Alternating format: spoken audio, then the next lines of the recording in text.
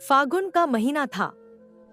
हवा में ठंड के अवशेष अभी भी थे, लेकिन धूप में गर्मी का आभास होने लगा था। गांव के चारों ओर होली की तैयारियों की धूम मची थी। हर घर में सफाई का दौर चल रहा था। आंगन की मिट्टी नए सिरे से लीपी जा रही थी, दीवारों पर चुना पुता जा रहा था और घर की औरतें गुजिया और ठंडाई बनाने की योजनाएं बना रही थी। बाजार में रौनक थी। रंग बिरंगे गुलाल के ढेर रखे हुए थे, गुलाबी, नीले, पीले, हरे और लाल। बच्चे बड़े उत्साह से पिचकारियां उठा उठा कर देख रहे थे, कौन सी पिचकारी कितनी दूर तक पानी फेंक सकती है। मिठाई की दुकानों पर भीड़ थी, लोग गुजिया, मालपुए और जलेबियां खरीद रहे थे। अरे भाई, जरा ये वाला गुलाल दिखाना, एक आदमी ने दुकानदार से कहा। यह लीजिए साहब, सबसे अच्छा गुलाल है यह। पक्का रंग है, चेहरे पर डालिए, 3 दिन तक नहीं जाएगा, दुकानदार ने हंसते हुए कहा। गलियों में बच्चे होली के गीत गा रहे थे। होली खेले रघुवीरा अवध में, होली है तो होने दो गुलाल। उनकी किलकारियां पूरे गांव को गुंजायमान कर रही थी। युवा लड़के लड़कियां भी ढोल मंजीरे पर नाचने का अभ्यास कर रहे थे। गांव के मुखिया के घर में तो होली के दिन विशेष रंगारंग कार्यक्रम का आयोजन होना था। यह परंपरा कई वर्षों से चली आ रही थी। गांव के प्रत्येक परिवार को निमंत्रण था, सब लोग अपने अपने घरों में खुशियां मना रहे थे। परंतु गांव के एक कोने में एक छोटी सी झोपड़ी थी, जहां न तो कोई तैयारी थी, न ही किसी प्रकार की हलचल। यह झोपड़ी कमला की थी, जो अपने 10 वर्षीय बेटे राजू के साथ रहती थी। कमला के चेहरे पर होली की खुशी के बजाय चिंता के भाव साफ झलक रहे थे। सूरज डूबने को था। शाम की लालिमा आसमान को लाल गुलाबी रंग में रंग रही थी, मानो प्रकृति स्वयं होली का अभ्यास कर रही हो। कमला अपनी झोपड़ी के बाहर चारपाई पर बैठी थी। उसके बाल बिखरे हुए थे, आंखों के नीचे थकान के गहरे निशान थे। पास ही राजू जमीन पर बैठा कंकड़ों से खेल रहा था, मानो उसकी आत्मा में कोई खिलौना खेलने का उत्साह ही न बचा हो। मां, राजू ने अचानक कमला का ध्यान अपनी ओर खींचा। उसकी आवाज में एक अजीब सी उदासी थी, जो एक बच्चे के लिए अनुचित थी। हाँ बेटा, क्या बात है? कमला ने अपने विचारों से बाहर आते हुए पूछा। उसके चेहरे पर एक थकी हुई मुस्कान थी। इस बार हम होली मनाएंगे ना? राजू ने आशा भरी नजरों से पूछा। मुझे भी रंग लगाना है, मिठाई खानी है, सारे बच्चे तो कितने दिनों से बातें कर रहे हैं। कमला ने एक गहरी सांस ली। उसकी आंखों में आंसू तैर आए, लेकिन वह उन्हें राजू से छिपाने की कोशिश की। पिछले 5 सालों से, जब से उसके पति रमेश एक दुर्घटना में चल बसे थे, राजू ने कभी भी ठीक से होली नहीं मनाई थी। हर साल वह राजू से वादा करती थी कि अगले साल जरूर मनाएंगे, लेकिन हर साल कुछ न कुछ हो जाता था। बेटा, होली तो सबके लिए होती है, कमला ने धीरे से कहा, लेकिन हमारे पास अभी पैसे नहीं हैं। अगर इस बार हम थोड़ा और मेहनत कर लें, तो अगले साल धूमधाम से होली मनाएंगे, ठीक है? राजू के चेहरे पर निराशा साफ झलक रही थी। उसने अपना सिर झुका लिया। लेकिन माँ, पिछले साल भी आपने यही कहा था, और उससे पिछले साल भी। राजू की आवाज में दर्द था। क्या गरीबों के लिए कोई त्योहार नहीं होता? राजू के इस सवाल ने कमला के हृदय को छलनी कर दिया। उसके पास कोई जवाब नहीं था। वह क्या कहती कि हाँ, गरीबों के हिस्से में सिर्फ मेहनत और संघर्ष ही लिखा है, कि खुशियां उन लोगों के लिए हैं जिनके पास पैसा है? ऐसा नहीं है बेटा, वह आखिरकार बोली। त्योहार तो सभी के लिए होते हैं, बस कभी कभी हमें थोड़ा इंतजार करना पड़ता है। कमला ने राजू के सिर पर हाथ फेरा और कहा, अच्छा, तुम अभी अपने बस्ते से किताबें निकालो और थोड़ा पढ़ाई करो। मैं मालकिन से बात करूंगी, शायद वे कुछ पैसे दे दें। राजू ने सिर हिलाकर अपना बस्ता उठाया और झोपड़ी के अंदर चला गया। कमला ने अपने चेहरे से आंसू पोंछे और खड़ी हो गई। उसे जल्दी ही जमींदार के घर जाना था, खाना बनाने के लिए। जमींदार का घर गांव के केंद्र में था, विशाल, भव्य और चारों ओर से हरियाली से घिरा हुआ। बाहर से ही लकड़ी के नक्काशीदार दरवाजे, पत्थर की चौखट और ऊंची दीवारें इस बात की गवाही देती थी कि यह घर किसी धनवान व्यक्ति का है। कमला ने पिछले दरवाजे से प्रवेश किया और सीधे रसोई की ओर बढ़ गई। उसके विचारों में अभी भी राजू का चेहरा था। होली मनाने की उसकी इच्छा थी। दीदी, आज तो आप फिर से देर से आई हैं। रसोई में काम करने वाली एक अन्य नौकरानी ने कहा। हाँ लीला, थोड़ा काम था, कमला ने कहा और तुरंत रसोई संभाल ली। रात के खाने के लिए उसे कई व्यंजन बनाने थे। जमींदार के घर में होली की तैयारियां जोरों पर थी। बड़े हॉल में रंग बिरंगे कागज के फूल और तोरण लगाए गए थे। घर की औरतें गुझिया बना रही थी और मर्द ढोल और मंजीरे सजा रहे थे। कमला ने खाना बनाते बनाते सोचा कि कैसे वह मालकिन से पैसे मांगेगी। अभी तो उसने 10 दिन पहले ही मालकिन से पैसे लिए थे। यदि वह फिर से मांगेगी तो मालकिन गुस्सा करेंगी, लेकिन राजू के लिए रंग और पिचकारी लेनी थी। एक बार कहकर देखती हूँ, शायद वह दे दे, कमला ने मन में सोचा। भोजन तैयार होने के बाद जब घर के सभी लोग खा चुके थे, कमला ने अवसर देखकर मालकिन के पास जाने का निर्णय लिया। मालकिन अपने कमरे में आराम कर रही थी। मालकिन, कमला ने धीरे से दरवाजे पर दस्तक दी। आओ कमला, क्या बात है? मालकिन ने पूछा। वह एक पूर्ण शरीर वाली महिला थी, जिनकी उम्र लगभग 50 वर्ष होगी। उनके चेहरे पर रुखापन था, लेकिन आंखें चतुर थी। कमला ने हिम्मत जुटाई और बोली, मालकिन, होली का त्योहार आ रहा है। राजू रंग और पिचकारी की जिद कर रहा है। अगर आप कुछ पैसे दे देती तो मैं उसके लिए रंग और पिचकारी खरीद देती। उसके शब्द पूरे होने से पहले ही मालकिन के चेहरे पर क्रोध के भाव उभर आए। अच्छा, तो तुम्हें शर्म नहीं आती पैसे मांगने में? मालकिन ने तीखे स्वर में कहा। अभी मैंने तुम्हें 10 दिन पहले ही पैसे दिए थे और फिर तुम आ गई पैसे मांगने। एक तो तुम काम पर लेट से आती हो और पैसे ऐसे मांगती हो जैसे यहाँ से कमा कर रखती हो। कमला का चेहरा शर्म से लाल हो गया। वह अपमानित महसूस कर रही थी, लेकिन राजू के लिए हिम्मत नहीं हारी। मालकिन, पैसे मांगने में शर्म कैसी? मैं अपने काम के पैसे मांग रही हूँ। कमला ने विनम्रता से कहा। आप अगले महीने मेरी पगार में से पैसे काट लेना, पर अभी दे दो। होली आ रही है और मैं अपने बच्चे के लिए कुछ नहीं खरीद पा रही हूँ। होली में कुछ नहीं खरीद पा रही हो तो क्या मैं इसका ठिका लेकर रखी हूँ? मालकिन के स्वर में अब और भी कड़वाहट थी। देखो कमला, मुझे तुमसे इतनी बहस नहीं करनी है। पैसे समय पर ही मिलेंगे, चाहे कुछ भी हो जाए। अगर तुम्हें यहाँ काम करना है तो करो, वरना तुम जा सकती हो। तुम्हारे जैसी बहुत है इस गांव में।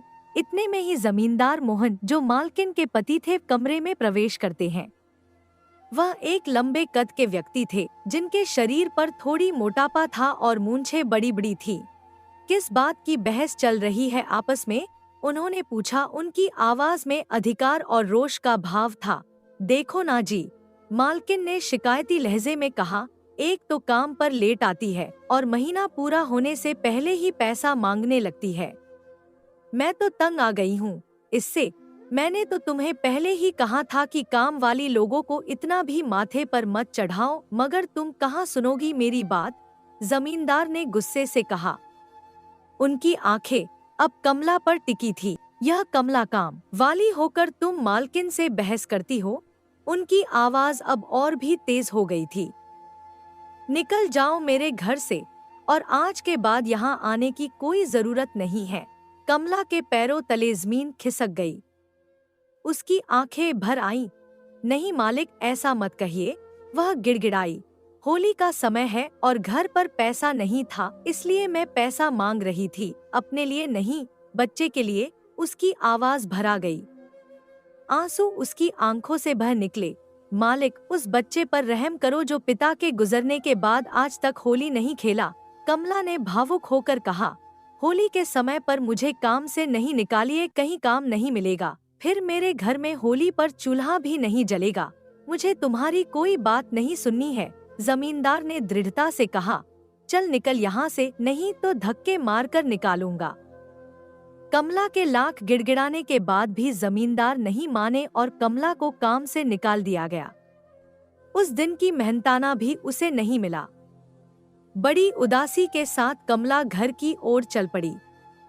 आकाश में चांद खिल चुका था और रात की हवा में ठंडक थी। उसके मन में अब कई सवाल थे। अब वह और राजू कैसे गुजारा करेंगे? नया काम कहाँ मिलेगा? होली के दिन राजू को क्या जवाब देगी?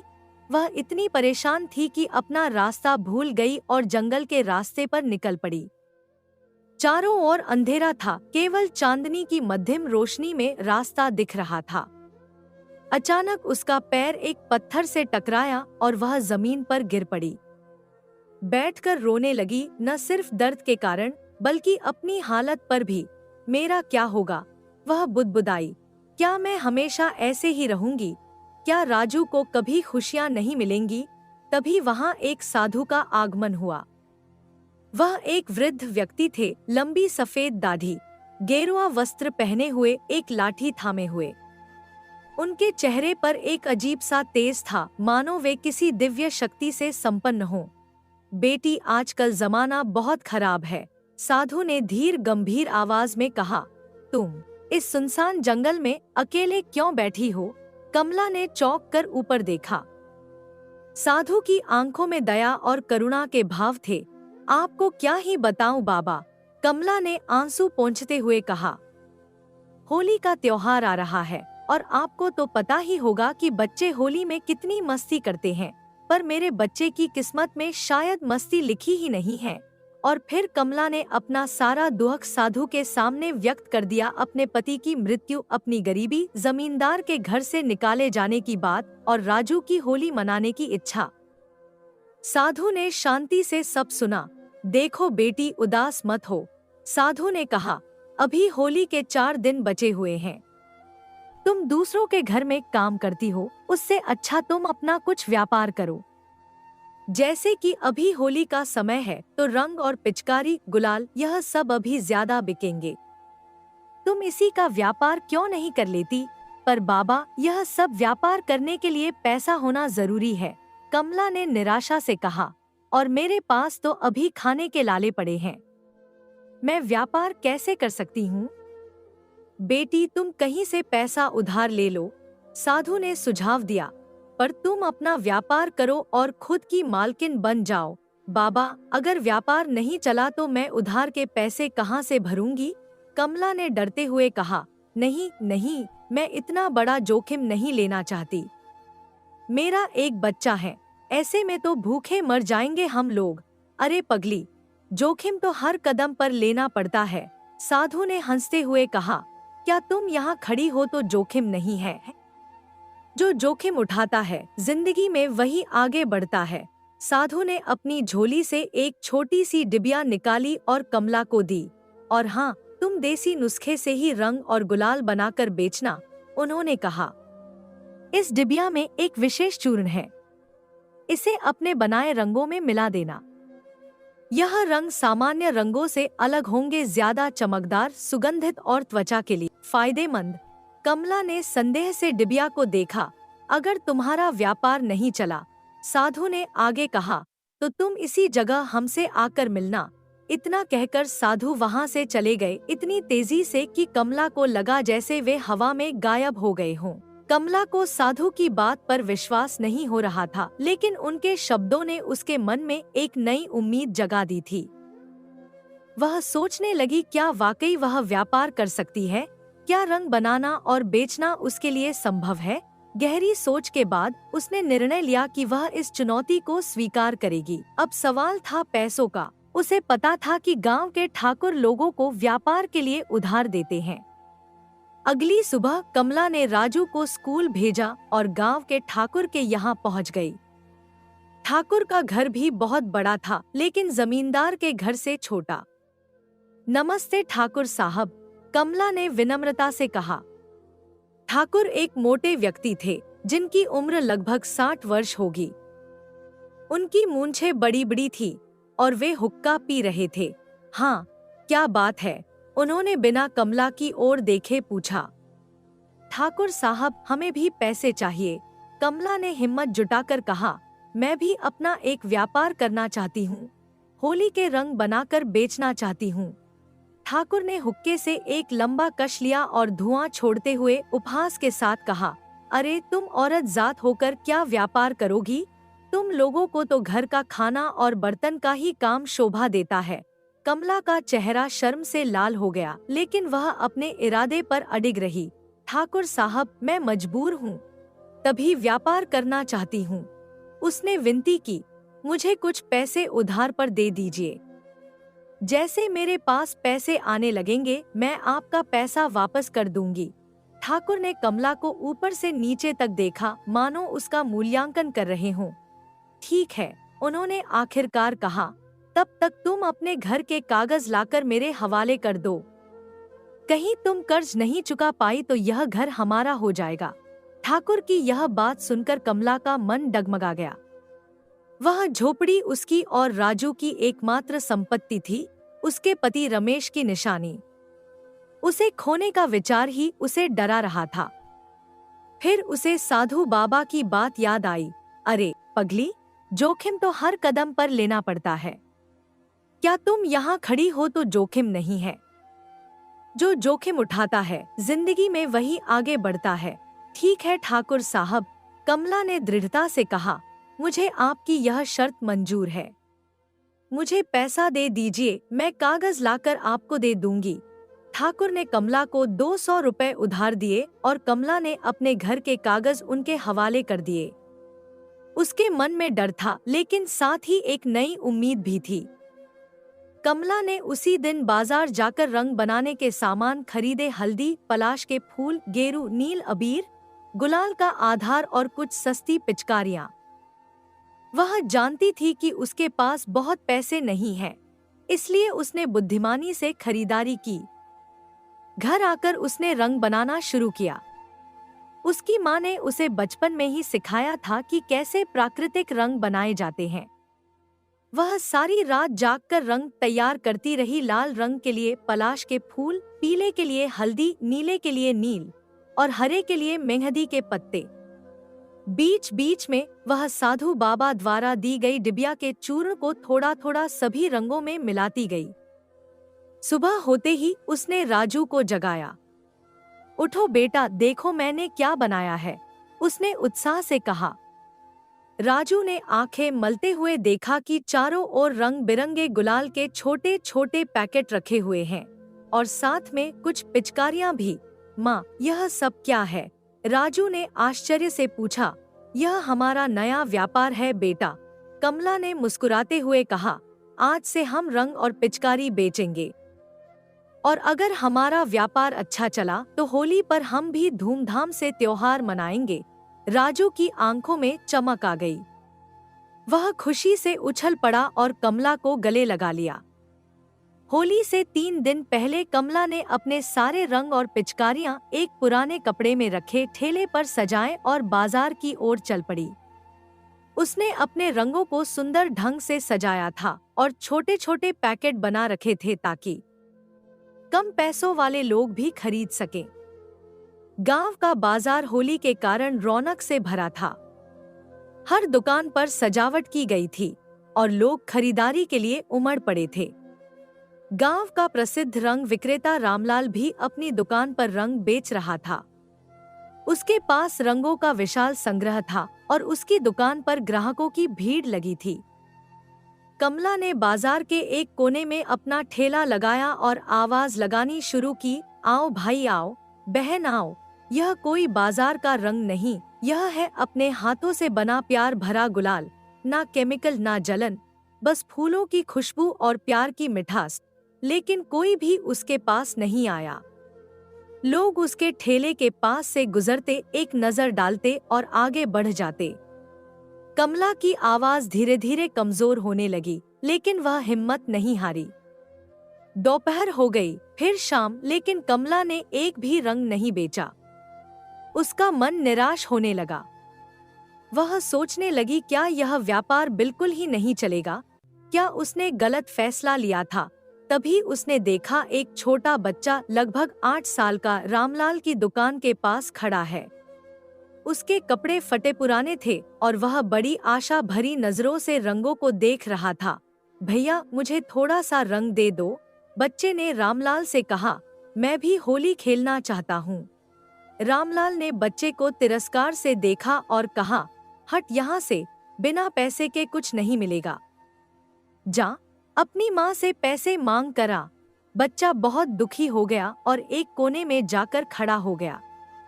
उसकी आंखों में आंसू थे। कमला ने इस दृश्य को देखा और उसका मातृ हृदय पिघल गया। उसे अपने राजू की याद आ गई, जो भी होली मनाने के लिए उत्सुक था। वह उस बच्चे के पास गई और धीरे से उसके कंधे पर हाथ रखा। क्या नाम है तुम्हारा बेटा? उसने प्यार से पूछा। रवि, बच्चे ने सिसकते हुए कहा। रवि, तुम्हारे माँ बाप कहाँ हैं? मेरे माँ बाप नहीं हैं। रवि ने कहा, मैं अनाथ हूँ। मुझे अनाथालय से लोग गोद ले गए थे, पर वहाँ बहुत मार पड़ती थी तो मैं भाग आया। अब मैं अकेला रहता हूँ और कभी कभी लोगों के घर में काम करके खाना खा लेता हूँ। कमला का हृदय इस छोटे बच्चे की कहानी सुनकर टूट गया। उसने अपने ठेले से थोड़ा गुलाल और एक छोटी सी पिचकारी निकाली और रवि को दे दी। यह लो मेरी तरफ से, उसने कहा। होली की शुभकामनाएं। रवि के चेहरे पर खुशी की लहर दौड़ गई। उसने कमला का हाथ पकड़ लिया और कहा, धन्यवाद दीदी, आप बहुत अच्छी हो। कमला ने रवि से पूछा, तुम कहाँ रहते हो बेटा? मैं स्टेशन के पास एक खाली पड़े मकान में रहता हूँ, रवि ने बताया।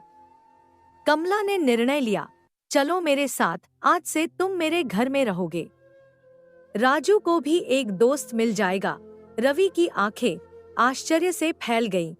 सच दीदी, आप मुझे अपने घर ले जाओगी? हाँ बेटा, कमला ने प्यार से कहा। चलो हम लोग साथ में होली मनाएंगे। रवि खुशी से उछल पड़ा और कमला का हाथ पकड़कर उसके साथ चल दिया। दिन के अंत में कमला अपना ठेला लेकर रवि के साथ घर लौट आई। उसने एक भी रंग नहीं बेचा था, लेकिन एक अनाथ बच्चे को घर मिला था और यह उसके लिए किसी भी व्यापार से बढ़कर था। घर पहुंचकर कमला ने राजू से रवि का परिचय कराया। दोनों बच्चे तुरंत दोस्त बन गए।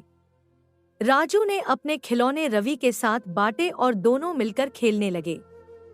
रात को जब बच्चे सो गए, कमला चिंता में डूब गई। अब उसके पास एक और बच्चा था जिसकी जिम्मेदारी उसके कंधों पर थी और उसका व्यापार भी नहीं चल रहा था। कैसे वह इन सब चुनौतियों का सामना करेगी? वह अपने घर के दरवाजे के बाहर बैठी थी, आसमान में तारों को देख रही थी, जब एक आवाज सुनाई दी। क्या हुआ बेटी? क्या तुम्हारा रंग कोई नहीं खरीद रहा? कमला ने चौंक कर देखा। साधु बाबा वापस आ गए थे। वही लंबी सफेद दाढ़ी, वही गेरुआ वस्त्र, वही दिव्य तेज चेहरे पर। नहीं बाबा, कमला ने निराशा से कहा, मेरे गुलाल रंग में कोई चमक नहीं है, क्योंकि मैंने उन्हें अपने हाथों से बनाया है और गांव के रामलाल के रंग गुलाल में बहुत चमक है, इसलिए लोग उसकी दुकान पर भीड़ लगा रहे हैं। साधु ने मुस्कुराकर कहा, तुम चिंता मत करो बेटी, मैंने सब देखा है। तुम अपने घर एक अनाथ बच्चे को लेकर आई हो। तुम्हारा दिल कोमल है और तुम ईमानदार हो, इसलिए मैं तुमसे बहुत प्रसन्न हूँ। कमला के आश्चर्य की सीमा नहीं रही। साधु को कैसे पता चला कि वह रवि को अपने घर लाई है? देखो बेटी, साधु ने कहा, तुमने मेरे दिए हुए चूर्ण का इस्तेमाल तो किया है, पर उसका असर तब होगा जब तुम अपने रंगों में सच्चे दिल से प्यार मिलाओगी। आज रात फिर से रंग बनाओ और हर रंग में एक एक चम्मच चूर्ण मिलाओ। और याद रखो, यह रंग सिर्फ प्रेम और सच्चाई के लिए बने हैं। लालच या बुरी नियत से इनका उपयोग किया तो यह अपना प्रभाव खो देंगे। आपका बहुत बहुत धन्यवाद बाबा।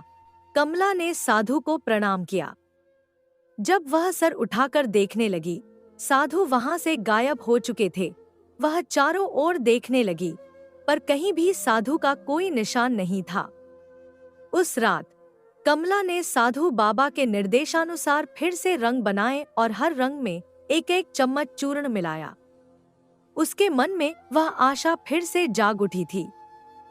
अगली सुबह जब वह अपने ठेले को सजा रही थी, उसे एक आश्चर्यजनक परिवर्तन दिखाई दिया। उसके रंग पहले से कहीं अधिक चमकदार थे और उनसे एक मधुर सुगंध भी आ रही थी। वह दोबारा बाजार पहुंची और अपना ठेला लगाया।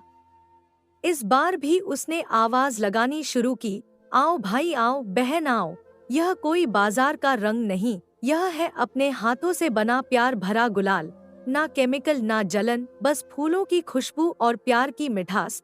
इस बार एक व्यक्ति रुका और उसके रंगों को देखने लगा। क्या यह रंग सच में हाथ से बने हैं? उसने पूछा। हाँ भाई साहब, कमला ने उत्साह से कहा, इसमें एक भी हानिकारक चीज नहीं है। आप इसे अपने बच्चों को भी लगा सकते हैं, बिल्कुल सुरक्षित है। व्यक्ति ने थोड़ा गुलाल लिया और अपनी हथेली पर लगाया। वह चौंक गया। अरे यह तो ठंडक दे रहा है, उसने कहा, और इसकी खुशबू भी कितनी अच्छी है। वह तुरंत बोला, भाई मुझे 10 डिब्बे रंग दे दो और 10 पैकेट गुलाल। उसका यह वाक्य सुनकर कुछ और लोग भी कमला के ठेले के पास आने लगे। सभी ने उसके रंगों को देखा, उन्हें छुआ, उनकी खुशबू ली और फिर खरीदने लगे।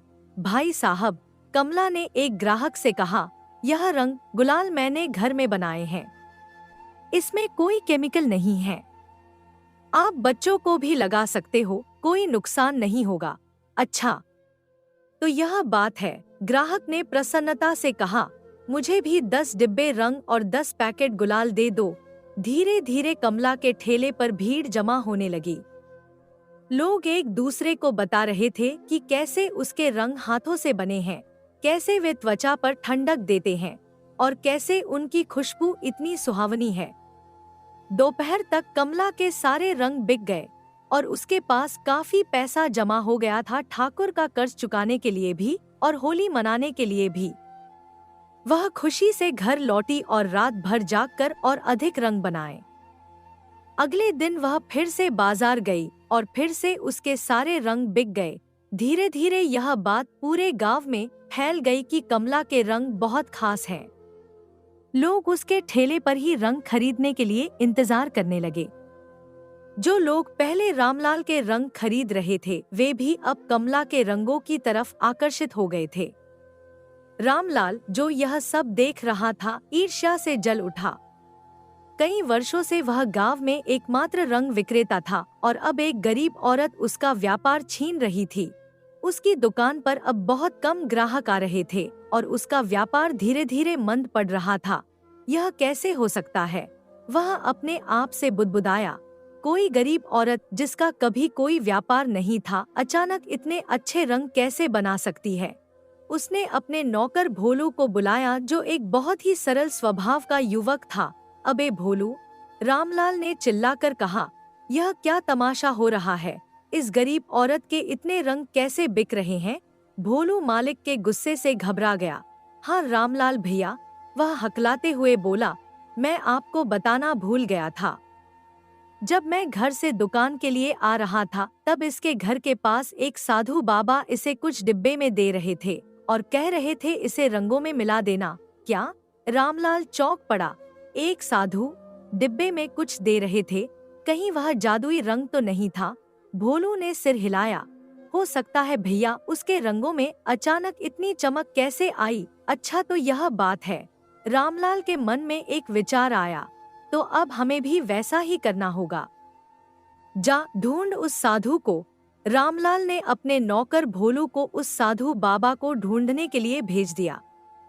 भोलू दिन भर गांव में साधु बाबा को खोजता रहा, लेकिन वह कहीं नहीं मिले। वह थका हारा वापस आया।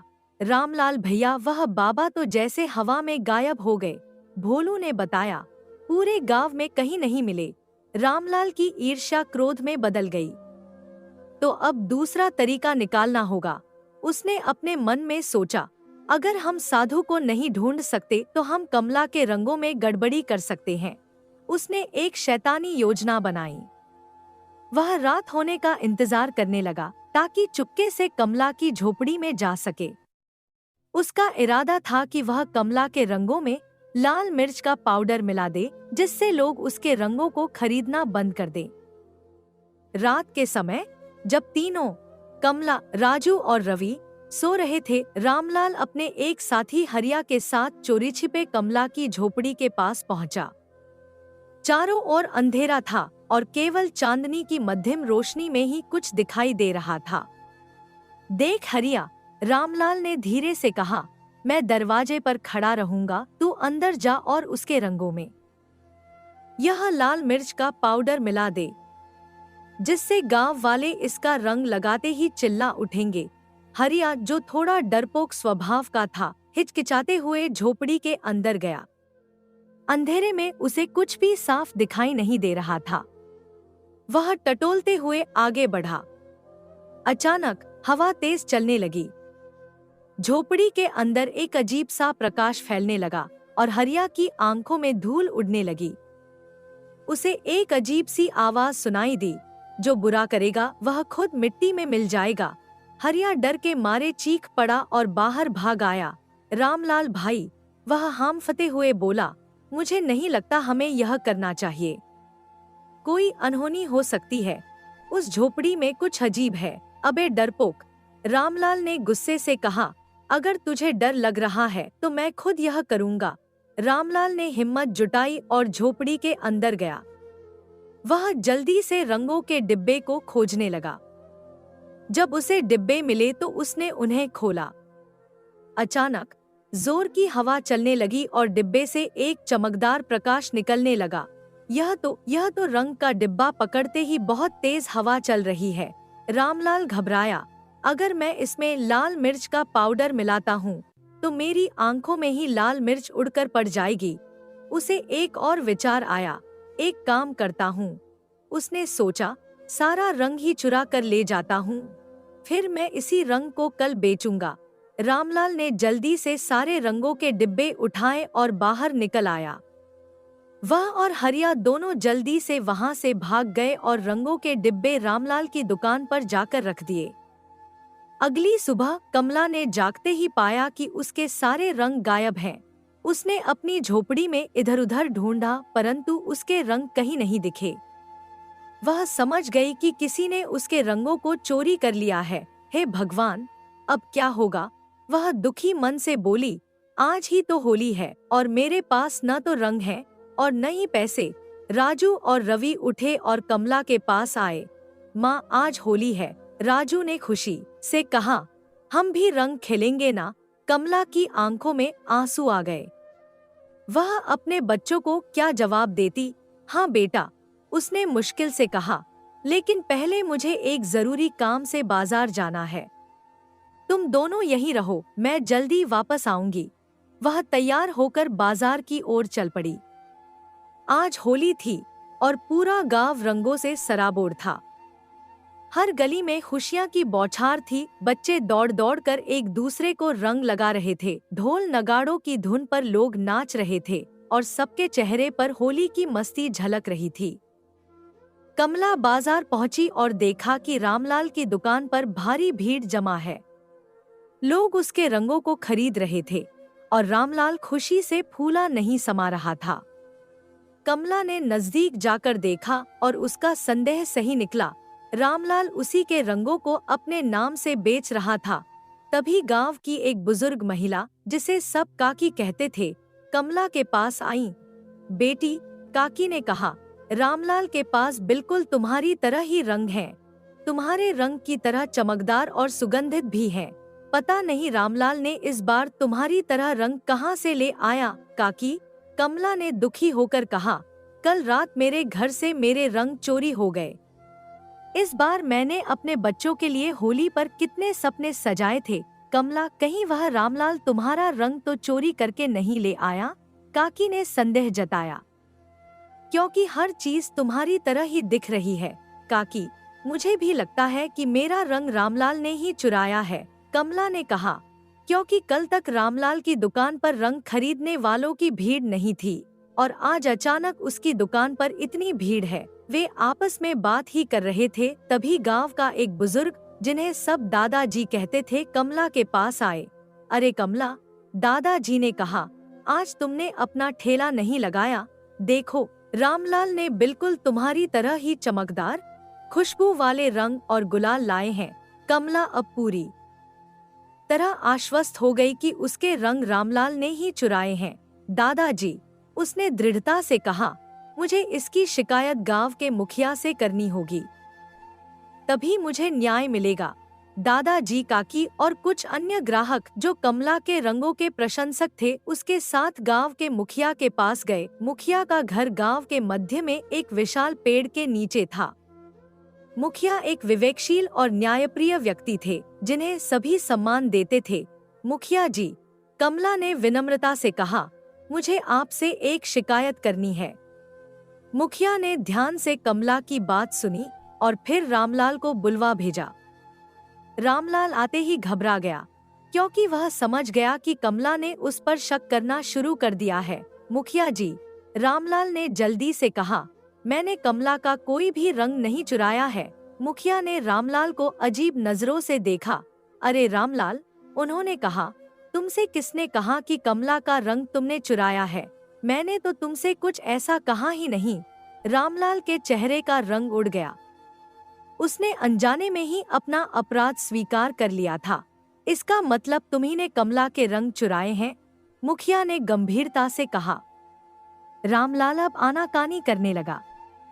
वह इधर उधर की बातें करने लगा और अपने आप को निर्दोष साबित करने की कोशिश करने लगा। मुखिया ने कमला से पूछा, कमला, तुम्हारे पास कोई सबूत है कि रामलाल ने ही तुम्हारे रंग चुराए हैं? हाँ मुखिया जी, कमला ने दृढ़ता से कहा, मेरे पास सबूत है। सब लोग चौंक गए और रामलाल के चेहरे का रंग एकदम उड़ गया। मैंने अपने बनाए रंगों में एक खास पहचान छिपाई थी। कमला ने बताया, मैंने हल्दी के पानी में कुछ खास पत्तियां मिलाई थी, जिससे रंगों में एक विशेष खुशबू आ गई थी। अगर रामलाल के पास वही रंग होंगे तो उनमें से वही खुशबू आएगी। मुखिया ने रामलाल की ओर देखा। रामलाल, उन्होंने आदेश दिया, जो भी रंग तुम्हारे पास हैं, उन्हें हमारे सामने लाओ। रामलाल अब बुरी तरह घबरा गया, लेकिन उसके पास कोई चारा नहीं था। उसने अपनी दुकान से रंगों की पोटली लाकर मुखिया के सामने रख दी। मुखिया ने एक चुटकी रंग लिया, उसमें एक बूंद पानी मिलाया और हथेली से मसलकर उसे सूंघा। फिर उन्होंने गांव के दादाजी से भी सूंघने को कहा। दादाजी ने तुरंत कहा, हाँ, यह तो हल्दी और उन खास पत्तों की महक है जो कमला ही इस्तेमाल करती थी। मुखिया ने रामलाल को कड़ी नजरों से देखा। रामलाल, उन्होंने कहा, तुमने चोरी की है और झूठ भी बोला, तुम्हें सजा मिलेगी। अब से गांव में कोई भी तुम पर भरोसा नहीं करेगा। मुखिया जी, रामलाल ने घुटनों पर बैठकर गिड़गिड़ाते हुए कहा, मुझे माफ कर दीजिए, मैं अब दोबारा चोरी का काम नहीं करूंगा। नहीं, तुम्हें सजा मिलेगी। मुखिया ने दृढ़ता से कहा, और तुम्हारी सजा यह है कि आज तुम्हारी जितनी भी कमाई हुई है, सब लाकर कमला को दो। यो कि कमला को तुम्हारी वजह से नुकसान हुआ है। रामलाल को मजबूरन अपनी आज की कमाई के सारे पैसे कमला को देने पड़े। वह बहुत बड़ी रकम थी, क्योंकि होली के दिन रंगों की बिक्री बहुत अधिक हुई थी। कमला ने सारे पैसे लेकर ठाकुर का कर्ज चुकाया और फिर बाजार से मिठाई, राजू और रवि के लिए नए कपड़े और नए रंग और पिचकारियां खरीदी। जब वह घर पहुंची तो राजू और रवि उदास बैठे थे। उन्होंने सोचा था कि इस बार भी होली नहीं मना पाएंगे। राजू, रवि, कमला ने खुशी से पुकारा, देखो मैं क्या लाई हूँ। दोनों बच्चे आश्चर्य से देखते रह गए। कमला के हाथों में ढेर सारी मिठाइयाँ, रंग, पिचकारियाँ और नए कपड़े थे। माँ, यह सब? राजू हकलाते हुए बोला, हाँ बेटा, आज हम धूमधाम से होली मनाएंगे। कमला ने मुस्कुराते हुए कहा, अब से हर साल मनाएंगे। राजू और रवि खुशी से उछल पड़े और कमला को गले लगा लिया। उसके बाद वे तीनों ने मिलकर होली का त्योहार मनाया, रंग लगाए, पिचकारियां चलाईं, मिठाइयां खाईं और खुशियां मनाईं। उस दिन के बाद कमला का जीवन बदल गया। उसने अपना व्यापार जारी रखा और उसके रंग पूरे गांव में प्रसिद्ध हो गए। लोग दूर दूर से उसके रंग खरीदने आने लगे। उसने अपनी झोपड़ी को ठीक करवाया और राजू और रवि को अच्छे स्कूल में भेजना शुरू किया। रामलाल ने अपनी गलती से सबक सीखा।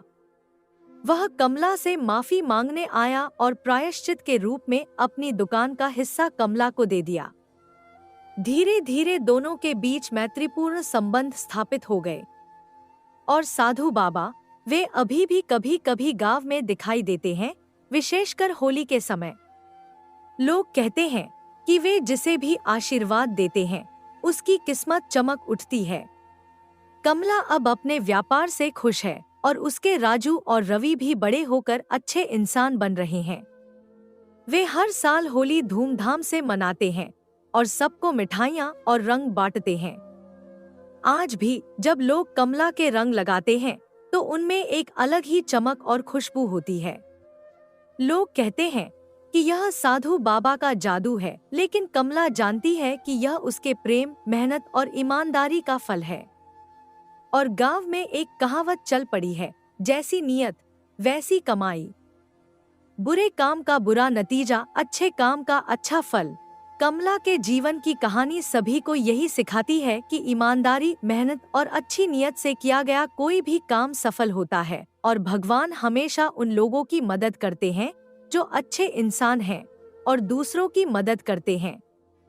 होली का त्योहार हर साल आता है और हमें याद दिलाता है कि हमारे जीवन में चाहे कितनी भी कठिनाइयां क्यों न आएं, अच्छे दिन जरूर आते हैं।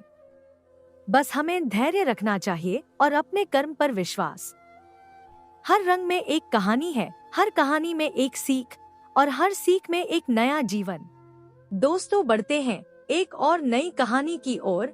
उससे पहले मुझे आपके साथ और सपोर्ट की बहुत जरूरत है, तो प्लीज इस वीडियो को लाइक और चैनल को सब्सक्राइब करके मुझे भी सपोर्ट करें। तो शुरू करते हैं दिल को छू लेने वाली एक और नई कहानी। भीम अपने खेतों में कड़ी मेहनत कर रहा था। माथे से पसीना बह रहा था, लेकिन फसल की चिंता उसके चेहरे पर साफ झलक रही थी। तभी गंगा मौसी, जो गांव में हर किसी के सुख दुख की साथी थी, हामफती हुई उसके पास आई। उनकी आंखों में खुशी की चमक थी। भीम, बधाई हो, गंगा मौसी ने उत्साह से कहा। क्या हुआ मौसी? भीम ने हैरानी से पूछा। तुम्हारी बिंदिया ने 2 सुंदर पुत्रियों को जन्म दिया है। घर में लक्ष्मी आई है। गंगा मौसी के शब्द भीम के कानों में पिघले सोने जैसे थे, लेकिन उनकी खुशी भीम के भीतर गुस्से की आग में तब्दील हो गई। उसकी भौहें तन गई और वह गुस्से में बोला, क्या फिर से पुत्रियां? मैं पहले ही कह चुका था कि मुझे पुत्र चाहिए। ये क्या हो गया मौसी? गंगा मौसी ने शांत स्वर में कहा। भीम, बेटियां भगवान का वरदान होती हैं। वे घर की लक्ष्मी हैं, उन्हें अपनाओ। मौसी, मुझे यह उपदेश मत दो, मैं खुद देखता हूँ अब मुझे क्या करना है। कहते हुए भीम गुस्से में घर की ओर दौड़ पड़ा। घर में बिंदिया बिस्तर पर लेटी हुई थी। उसकी गोद में उसकी 2 नवजात बेटियां थीं। उनकी नन्ही नन्ही उंगलियां बिंदिया की उंगलियों को पकड़ने की कोशिश कर रही थी। बिंदिया उन्हें प्यार भरी नजरों से देख रही थी। तुम दोनों मेरी दुनिया हो, मेरे जीवन का सबसे बड़ा सुख हो, उसने दोनों को चूमते हुए कहा। लेकिन तभी भीम तूफान की तरह घर में दाखिल हुआ। उसकी आंखों में गुस्से की लपटें थी। बिंदिया, वह गर्जा। बिंदिया ने चौंक कर उसकी ओर देखा। भीम, क्या हुआ? मैंने कहा था ना कि मुझे केवल पुत्र चाहिए, ये बेटियां मुझे नहीं चाहिए। भीम के शब्द बिंदिया के दिल को चीर गए। उसने कांपते हुए कहा, भीम, पुत्र हो या पुत्री, यह हमारे बस में नहीं है। यह भगवान की इच्छा है। भगवान की इच्छा? मेरी संपत्ति का मालिक कौन बनेगा? मेरा बुढ़ापे का सहारा कौन होगा? ये बेटियां मेरे किसी काम की नहीं, भीम का क्रोध बढ़ता गया। उसने नन्ही बच्चियों की ओर इशारा करते हुए कहा, इनका स्थान यहाँ नहीं है, इन्हें कूड़े के ढेर पर फेंक दूंगा। बिंदिया ने रोते हुए भीम की ओर हाथ जोड़कर कहा, भीम, ऐसा मत करो, ये तुम्हारी बेटियां हैं, मेरी बच्चियां हैं, इन्हें मुझसे दूर मत ले जाओ। लेकिन भीम का गुस्सा उसके दिल और विवेक पर भारी पड़ चुका था। वह बच्चियों को उठाने की कोशिश करने लगा और बिंदिया ने उन्हें अपनी छाती से कसकर लगा लिया। आंसुओं और क्रोध से भरा यह पल पूरे घर को झकझोर रहा था। भीम ने बिंदिया की दिल चीर देने वाली चीखों और ममता भरी प्रार्थनाओं को अनसुना कर दिया। उसकी आंखों में कठोरता और क्रोध का तूफान था।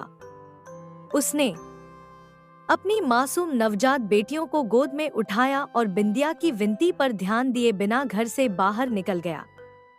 बिंदिया दरवाजे पर गिरकर चिल्लाती रही, भीम, मेरी बच्चियों को मत ले जाओ, ये हमारी संतानें हैं, हमारा अंश है।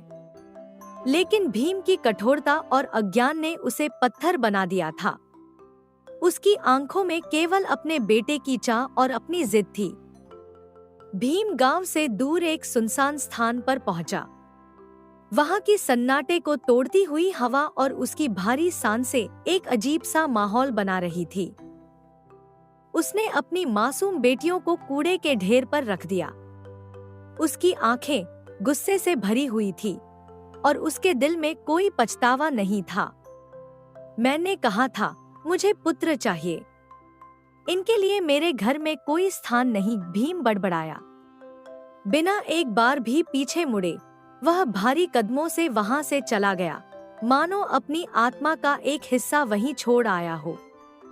कुछ देर बाद पास के केशव नगर में रहने वाले मोहन और उनकी पत्नी आरती वहां से लकड़ियां इकट्ठा करने के लिए गुजर रहे थे। मोहन की नजर अचानक कूड़े के ढेर पर पड़ी। उसने हैरानी से कहा, अरे ये क्या है? ये तो 2 छोटी बच्चियां हैं। आरती का दिल पिघल गया। उसने दौड़कर बच्चियों को उठाया। उनकी मासूमियत और नन्हे नन्हे हाथों की हरकतें देखकर उसकी आंखें भर आईं। उसने बच्चियों को अपनी गोद में लेते हुए कहा, कैसे निर्दयी लोग हैं इस दुनिया में। ये तो घर की लक्ष्मी है, इन्हें कूड़े में फेंक दिया। राम राम। मोहन ने भी बच्चियों की ओर देखा और दुखी स्वर में कहा, हाँ, कैसा समय आ गया है, लोग बेटियों को बोझ समझते हैं। आरती का दिल ममता से भर गया। उसने बच्चियों के छोटे छोटे हाथ पकड़ते हुए मोहन की ओर देखा और बोली, सुनिए, हमारे विवाह को 10 साल हो गए। भगवान ने हमें संतान का सुख नहीं दिया, क्यों न हम इन्हें अपना लें? ये बच्चियां हमारी तकदीर का तोहफा हो सकती हैं। मोहन की आंखों में चिंता के बादल छाए हुए थे। उसने एक गहरी सांस ली और आरती की ओर देखा। भाग्यवान, तुम्हें तो पता है कि मैं एक गरीब लकड़हारा हूँ। हमारी अपनी गरीबी का आलम ऐसा है कि 2 वक्त की रोटी जुटाना भी मुश्किल है। इन दोनों बच्चियों की परवरिश कैसे कर पाऊंगा? उसने भारी मन से कहा। आरती ने अपनी ममता भरी नजरों से दोनों नवजात बच्चियों को देखा। उनकी मासूमियत आरती के दिल में एक तूफान सा ला रही थी। गरीब है तो क्या? क्या यह हमारी जिम्मेदारी नहीं है कि इन्हें बचाएं? ये मासूम है, इनका कोई कसूर नहीं, आरती ने दृढ़ता से जवाब दिया। मोहन ने सिर झुकाकर कहा, हाँ, तुम्हारी बात सही है, लेकिन हम दोनों को नहीं पाल सकते। तुम चाहो तो एक को गोद ले लो। आरती का दिल टूटने लगा। उसकी आंखों से आंसू झरने लगे। लेकिन दूसरी बच्ची का क्या होगा? मोहन, उसे कौन अपनाएगा? मोहन ने उसके कंधे पर हाथ रखते हुए कहा, भाग्यवान, भगवान ने इनका भाग्य लिखा होगा। यकीन मानो, कोई ना कोई इसे भी बचा लेगा, तुम इतना मत सोचो। यह कहते हुए उसने एक बच्ची को उठा लिया और उसे आरती की गोद में थमा दिया।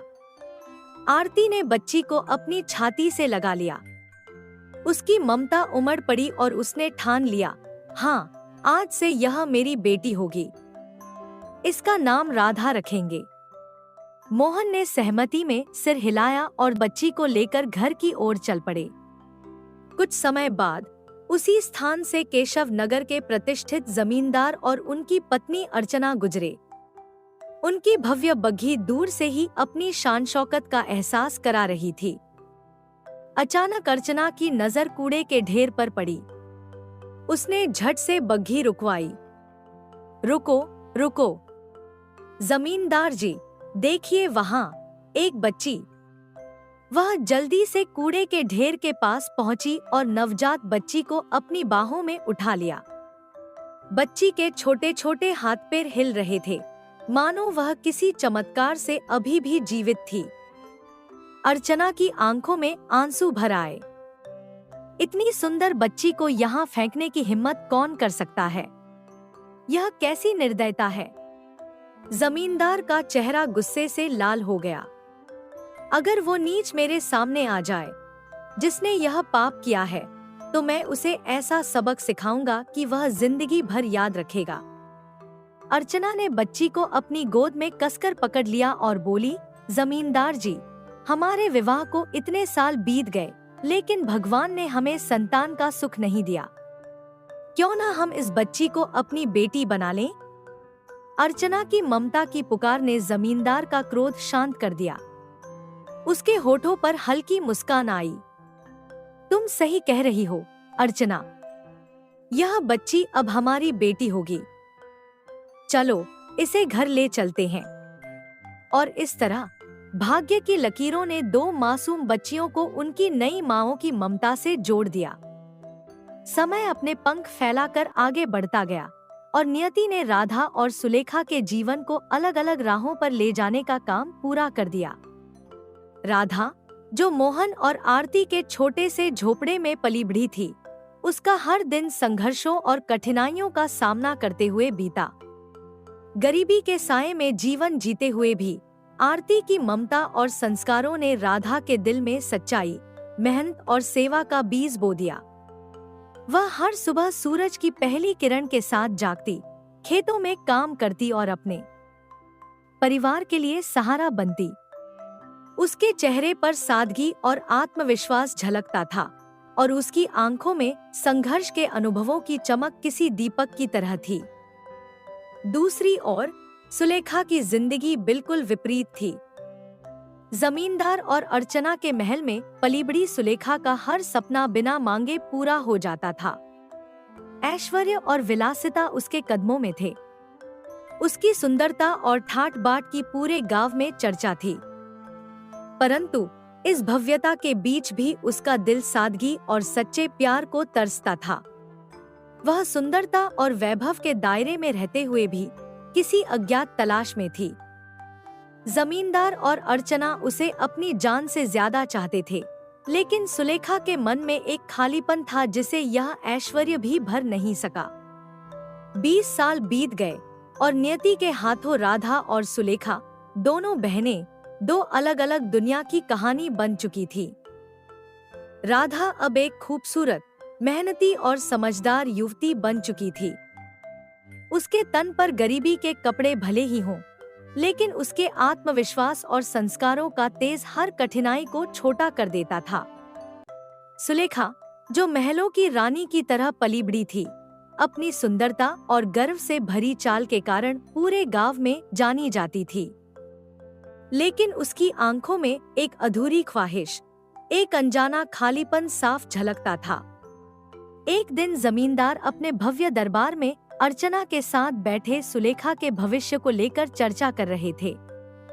जमींदार ने गंभीर स्वर में कहा, अर्चना, अब हमारी बिटिया सुलेखा विवाह के योग्य हो गई है। हमें उसके लिए योग्य वर ढूंढने और शादी की तैयारियों में जुट जाना चाहिए। उसे समझा दो कि अब उसे अपनी जंगल में घूमने की आदत छोड़नी होगी। अर्चना ने मुस्कुराते हुए उत्तर दिया, आप ठीक कहते हैं। हमारी सुलेखा किसी राजकुमारी से कम नहीं। उसका जीवन तो पहले ही रानी जैसा है और उसका वर भी राजा के समान होना चाहिए। मैं उससे बात करूंगी। उसी समय सुलेखा वहां आ पहुंची। उसकी आंखों में जंगल की ताजगी झलक रही थी और उसके चेहरे पर एक मासूम मुस्कान थी। क्या बात है बाबा, माँ? आप लोग क्या बात कर रहे हैं? जमींदार ने गंभीर स्वर में पूछा। बेटा, तुम कहाँ से आ रही हो? क्या तुम फिर जंगल में घूमने चली गई थी? सुलेखा ने शरारती अंदाज में उत्तर दिया, हाँ बाबा, वहाँ की हरियाली और शांति मुझे बहुत भाती है। वहाँ जाकर ऐसा लगता है जैसे पूरी दुनिया ठहर गई हो। जमींदार कुछ कहने ही वाले थे कि अचानक घोड़े की टापों की आवाज से सारा माहौल गूंज उठा। सभी ने दरवाजे की ओर देखा। वहाँ एक सुंदर, तेजस्वी और शाही व्यक्तित्व वाला युवक खड़ा था। वह राजकुमार आदित्य था, केशव नगर राज्य के राजा विक्रम का बड़ा पुत्र। राजकुमार ने आदरपूर्वक कहा, जमींदार साहब प्रणाम। मैं राजकुमार आदित्य हूँ।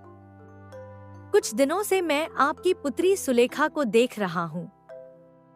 उसकी सादगी, सुंदरता और शालीनता ने मेरा दिल जीत लिया है। मैं चाहता हूँ कि वह मेरी पत्नी बने। राजकुमार की बात सुनते ही जमींदार और अर्चना के चेहरे पर गर्व और प्रसन्नता की लहर दौड़ गई। जमींदार ने भावुक होकर उत्तर दिया, राजकुमार, इससे बड़ा सौभाग्य हमारे लिए और क्या हो सकता है कि हमारी बेटी राजमहल की रानी बने। मैं इस प्रस्ताव को सहर्ष स्वीकार करता हूँ। कुछ ही दिनों में राजकुमार आदित्य और सुलेखा का विवाह बड़ी धूमधाम और शाही रीति रिवाजों से संपन्न हुआ। पूरे नगर में इस विवाह की चर्चा थी। जमींदार और अर्चना के लिए यह गर्व और सम्मान का पल था। सुलेखा, जो कभी कूड़े के ढेर में पड़ी हुई थी, अब राजमहल की रानी बन चुकी थी। उसके जीवन में ऐश्वर्य और वैभव का ऐसा दौर आया कि उसने अपने पुराने जीवन और संघर्षों को भूल ही गई। राजकुमार आदित्य की पत्नी बनने के बाद सुलेखा का व्यवहार बदल गया। सादगी और मासूमियत की मूरत कही जाने वाली सुलेखा अब अहंकार और घमंड से भर गई। उसके हर आदेश को अब कानून माना जाने लगा।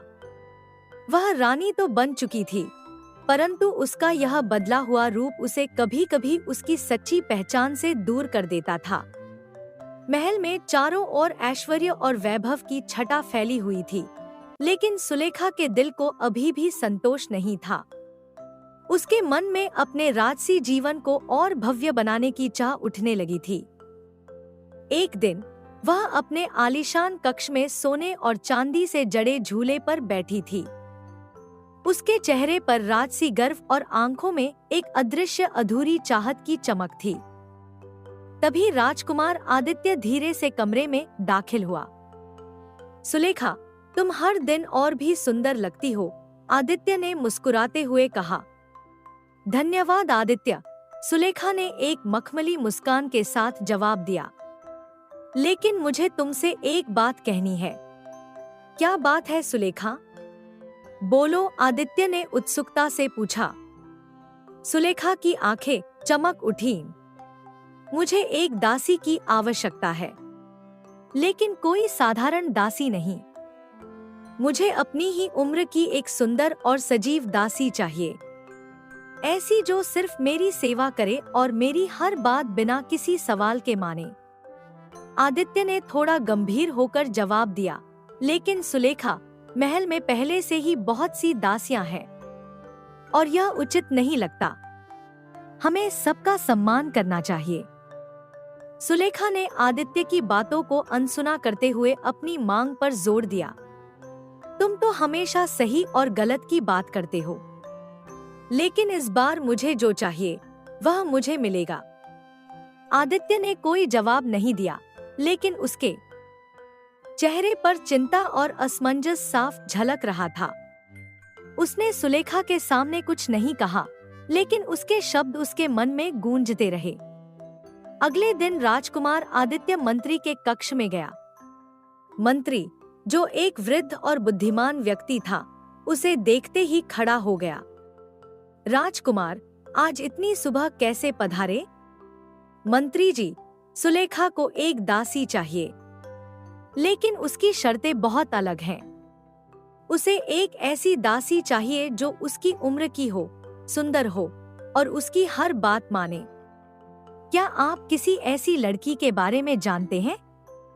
मंत्री जी थोड़ी देर सोचते रहे और फिर बोले, हाँ राजकुमार। इस राज्य के एक दूरस्थ गांव में मोहन नाम का एक लकड़हारा रहता है। वह बेहद गरीब है। उसकी एक बेटी है जिसका नाम राधा है। वह सुंदर और संस्कारी लड़की है। मुझे लगता है वह राजकुमारी सुलेखा के लिए आदर्श दासी हो सकती है। आदित्य ने सहमति में सिर हिलाया। अगर राधा से सुलेखा खुश हो सकती है तो हमें यह कदम उठाना चाहिए। क्या आप मुझे उस लकड़हारे के पास ले जा सकते हैं? मंत्री ने मुस्कुराकर जवाब दिया, बिल्कुल राजकुमार, हम आज ही चल सकते हैं। राजकुमार और मंत्री एक भव्य रथ में सवार होकर उस दूरस्थ गांव की ओर निकल पड़े जहां मोहन और उसकी बेटी राधा रहते थे। मंत्री राजकुमार आदित्य को लेकर मोहन की झोपड़ी तक पहुंचा। सूरज की हल्की किरणें मोहन के घर की मिट्टी की दीवारों पर पड़ रही थी। सामने एक साधारण लेकिन सुखद दृश्य था। झोपड़ी के बाहर एक युवती बकरी का दूध निकाल रही थी। उसकी सादगी और प्राकृतिक सुंदरता देखते ही मन मोह ले रही थी। वह साधारण हरे रंग की साड़ी पहने हुए थी। उसके चेहरे पर संतोष और मेहनत की चमक थी।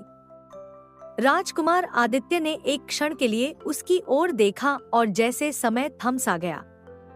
मंत्री ने उनकी खामोशी तोड़ते हुए कहा, महाराज, यही है राधा। राजकुमार ने धीरे से कहा, यह लड़की तो बहुत ही सुंदर और सच्चाई से भरी हुई लगती है। फिर मोहन की ओर मुड़ते हुए बोले, मोहन, हमें महल में राजकुमारी सुलेखा की सेवा के लिए एक दासी की आवश्यकता है। क्या तुम अपनी बेटी राधा को हमारी सेवा में भेजोगे? मोहन असमंजस में पड़ गया। उसकी बेटी उसके लिए जीवन का सहारा थी। वह सोच में डूबा हुआ बोला, महाराज, राधा हमारी जिंदगी है। उसे किसी और की दासी बनाकर भेजना हमारे लिए आसान नहीं है। लेकिन राधा ने अपने पिता की मुश्किल समझी। उसने एक दृढ़ और शांत स्वर में कहा, पिताजी, हम बहुत गरीब हैं। अगर मैं महल में जाकर काम करूंगी तो हमारी स्थिति बेहतर हो सकती है। कृपया मेरी बात मान लीजिए। मोहन की आंखों में आंसू आ गए। वह बोला, पर बेटी, तुम किसी और की दासी बनकर कैसे रहोगी? राधा मुस्कुराते हुए बोली, पिताजी, अगर यह हमारा भाग्य है तो हमें इसे स्वीकार करना चाहिए। राजकुमार आदित्य ने मोहन को आश्वासन दिया, मोहन, तुम्हारी बेटी का ख्याल महल में बहुत अच्छे से रखा जाएगा। इसके अलावा तुम्हें अच्छा धन भी मिलेगा। वह बहुत खुश रहेगी। मोहन ने भारी मन से कहा, ठीक है महाराज, अगर यह हमारी किस्मत है तो हम इसे स्वीकार करते हैं। आप राधा को ले जाइए। राजकुमार आदित्य राधा को लेकर महल वापस लौट आया। महल की भव्यता और ऐश्वर्य के बीच राधा एक साधारण जीवन से आई लड़की थी। उसे राजकुमारी सुलेखा की सेवा में रखा गया। राधा का सरल स्वभाव, मेहनत और निष्ठा उसे हर किसी के दिल के करीब बना रही थी। एक दिन राजकुमारी सुलेखा ने उसे बुलाया। सुलेखा ने अपनी रेशमी पोशाक पहने हुए और गहनों से सजी हुई राधा की ओर देखते हुए कहा, राधा, तुम मेरी हर बात बिना सवाल किए मानोगी, है ना? राधा ने सिर झुकाकर कहा, जी राजकुमारी जी, यह मेरा कर्तव्य है। सुलेखा उसकी विनम्रता से संतुष्ट हुई। हालांकि राधा के मन में महल की चकाचौंध और ऐश्वर्य को देखकर कई सवाल उठते थे, लेकिन उसने अपनी किस्मत को स्वीकार कर लिया और अपना काम ईमानदारी से करती रही। एक दिन राजकुमारी सुलेखा महल के सुंदर बगीचे में अपनी आरामदायक कुर्सी पर बैठी थी। चारों ओर रंग-बिरंगे फूलों की महक बिखरी हुई थी और ठंडी हवाएं उसके चेहरे को छू रही थी। लेकिन सुलेखा के चेहरे पर सुकून का नामो निशान तक नहीं था। तभी राजकुमार आदित्य वहां आ पहुंचा। उसके चेहरे पर हल्की मुस्कान थी और उसकी आवाज में एक अलग ही मिठास थी। सुलेखा, आदित्य ने कहा, क्या तुमने कभी गौर किया है कि राधा कितनी सादगी और सुंदरता का प्रतीक है? उसकी विनम्रता और मधुरता वास्तव में मन को छू जाती है। मैं सोचता हूँ, अगर तुम उससे कुछ सीख सको तो तुम्हारा व्यक्तित्व और भी निखर जाएगा। सुलेखा ने यह सुनते ही तीखी नजरों से आदित्य की ओर देखा। उसके मन में ईर्ष्या की आग सुलग उठी। उसने कहा, आदित्य, क्या तुम मेरी दासी की तारीफ कर रहे हो? तुम जानते हो कि मैं यह बर्दाश्त नहीं कर सकती। आदित्य ने शांत स्वर में जवाब दिया, मैं बस राधा के गुणों की बात कर रहा हूँ। तुम्हें यह गलतफहमी क्यों हो रही है? सुलेखा ने गुस्से से कहा, मुझे यह सब बिल्कुल पसंद नहीं। मैं तुम्हारी पत्नी हूँ और तुम मेरी तुलना अपनी दासी से कर रहे हो। यह मेरे आत्मसम्मान को ठेस पहुँचाता है। सुलेखा का गुस्सा देखकर आदित्य चुप हो गया। वह समझ गया कि अब उसे कुछ कहना बेकार है। सुलेखा गुस्से में बगीचे से उठकर अपने कक्ष में चली गई। सुलेखा अपने कक्ष में अकेली बैठी थी। उसने सारे दीपक बुझा दिए थे। कमरे में अंधेरा था, लेकिन उसके दिल में जलन और ईर्ष्या की ज्वाला धधक रही थी। आदित्य के शब्द उसके कानों में बार बार गूंज रहे थे। कुछ ही देर में आदित्य भी वहां आ पहुंचा। उसने धीरे से कहा, सुलेखा, तुम इतनी परेशान क्यों हो रही हो? राधा हमारी दासी है और कुछ नहीं। वह यहाँ बस हमारी मदद के लिए है।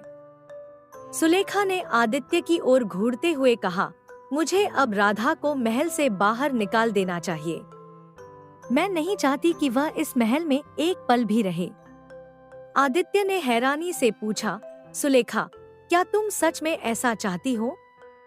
उसके माता पिता बहुत गरीब हैं। वह यहाँ रहकर सिर्फ अपनी गरीबी से लड़ने की कोशिश कर रही है।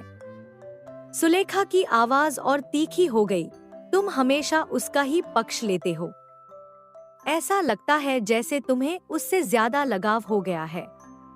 आदित्य ने गंभीर होकर जवाब दिया, सुलेखा, तुम कैसी बातें कर रही हो?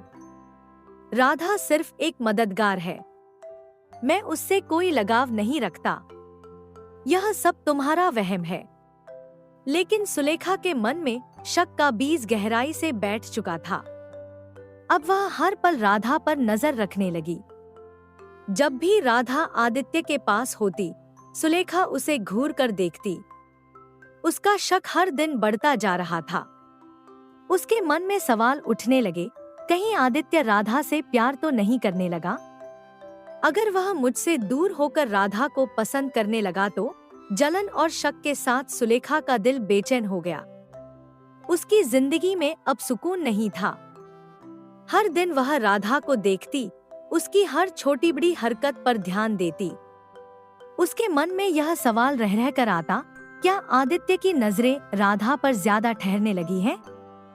राजकुमारी सुलेखा के दिल में जलन और नफरत की ज्वाला धीरे धीरे और तेज होती जा रही थी। वह राधा को हर पल ताने देने और अपमानित करने का कोई मौका नहीं छोड़ती थी। राधा, जो एक साधारण लड़की थी, लेकिन अपनी सरलता और निष्ठा से महल में हर किसी का दिल जीत चुकी थी, अब सुलेखा के गुस्से और अपमान का शिकार हो रही थी। एक दिन सुलेखा अपने कक्ष में बैठी हुई थी, जब राधा पानी का जग लेकर उसके पास आई। राधा के चेहरे पर वही विनम्र मुस्कान थी जो उसे हमेशा होती थी, लेकिन आज सुलेखा की नफरत ने उसकी मुस्कान को एक आक्रामक जवाब देने का कारण बना दिया। राजकुमारी, पानी पीजिए, राधा ने कोमलता से कहा।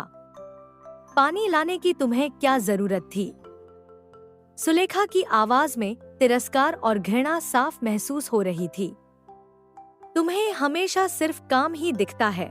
क्या तुम नहीं समझती कि तुम्हारी सेवा ने मेरी जिंदगी को और भी मुश्किल बना दिया है? राधा ने धीमे स्वर में जवाब दिया, मैं जानती हूँ राजकुमारी, लेकिन आपको पानी की जरूरत थी, इसलिए लाई हूँ। सुलेखा का गुस्सा और बढ़ गया। वह उठ खड़ी हुई और राधा की ओर बढ़ी। तुम सिर्फ मेरी सेवा करने के लिए हो, तुम्हारी जैसी दासी किसी काम की नहीं होती। सुलेखा ने झपकते हुए कहा, क्या तुम जानती हो कि लोग अपनी जिंदगी बर्बाद कर देते हैं, लेकिन तुम फिर भी वही गलती दोहराती हो? राधा ने शांत और विनम्रता से कहा, मैं जानबूझकर कभी गलती नहीं करती, राजकुमारी। क्या तुम सच में सोचती हो कि तुम हमेशा सही हो?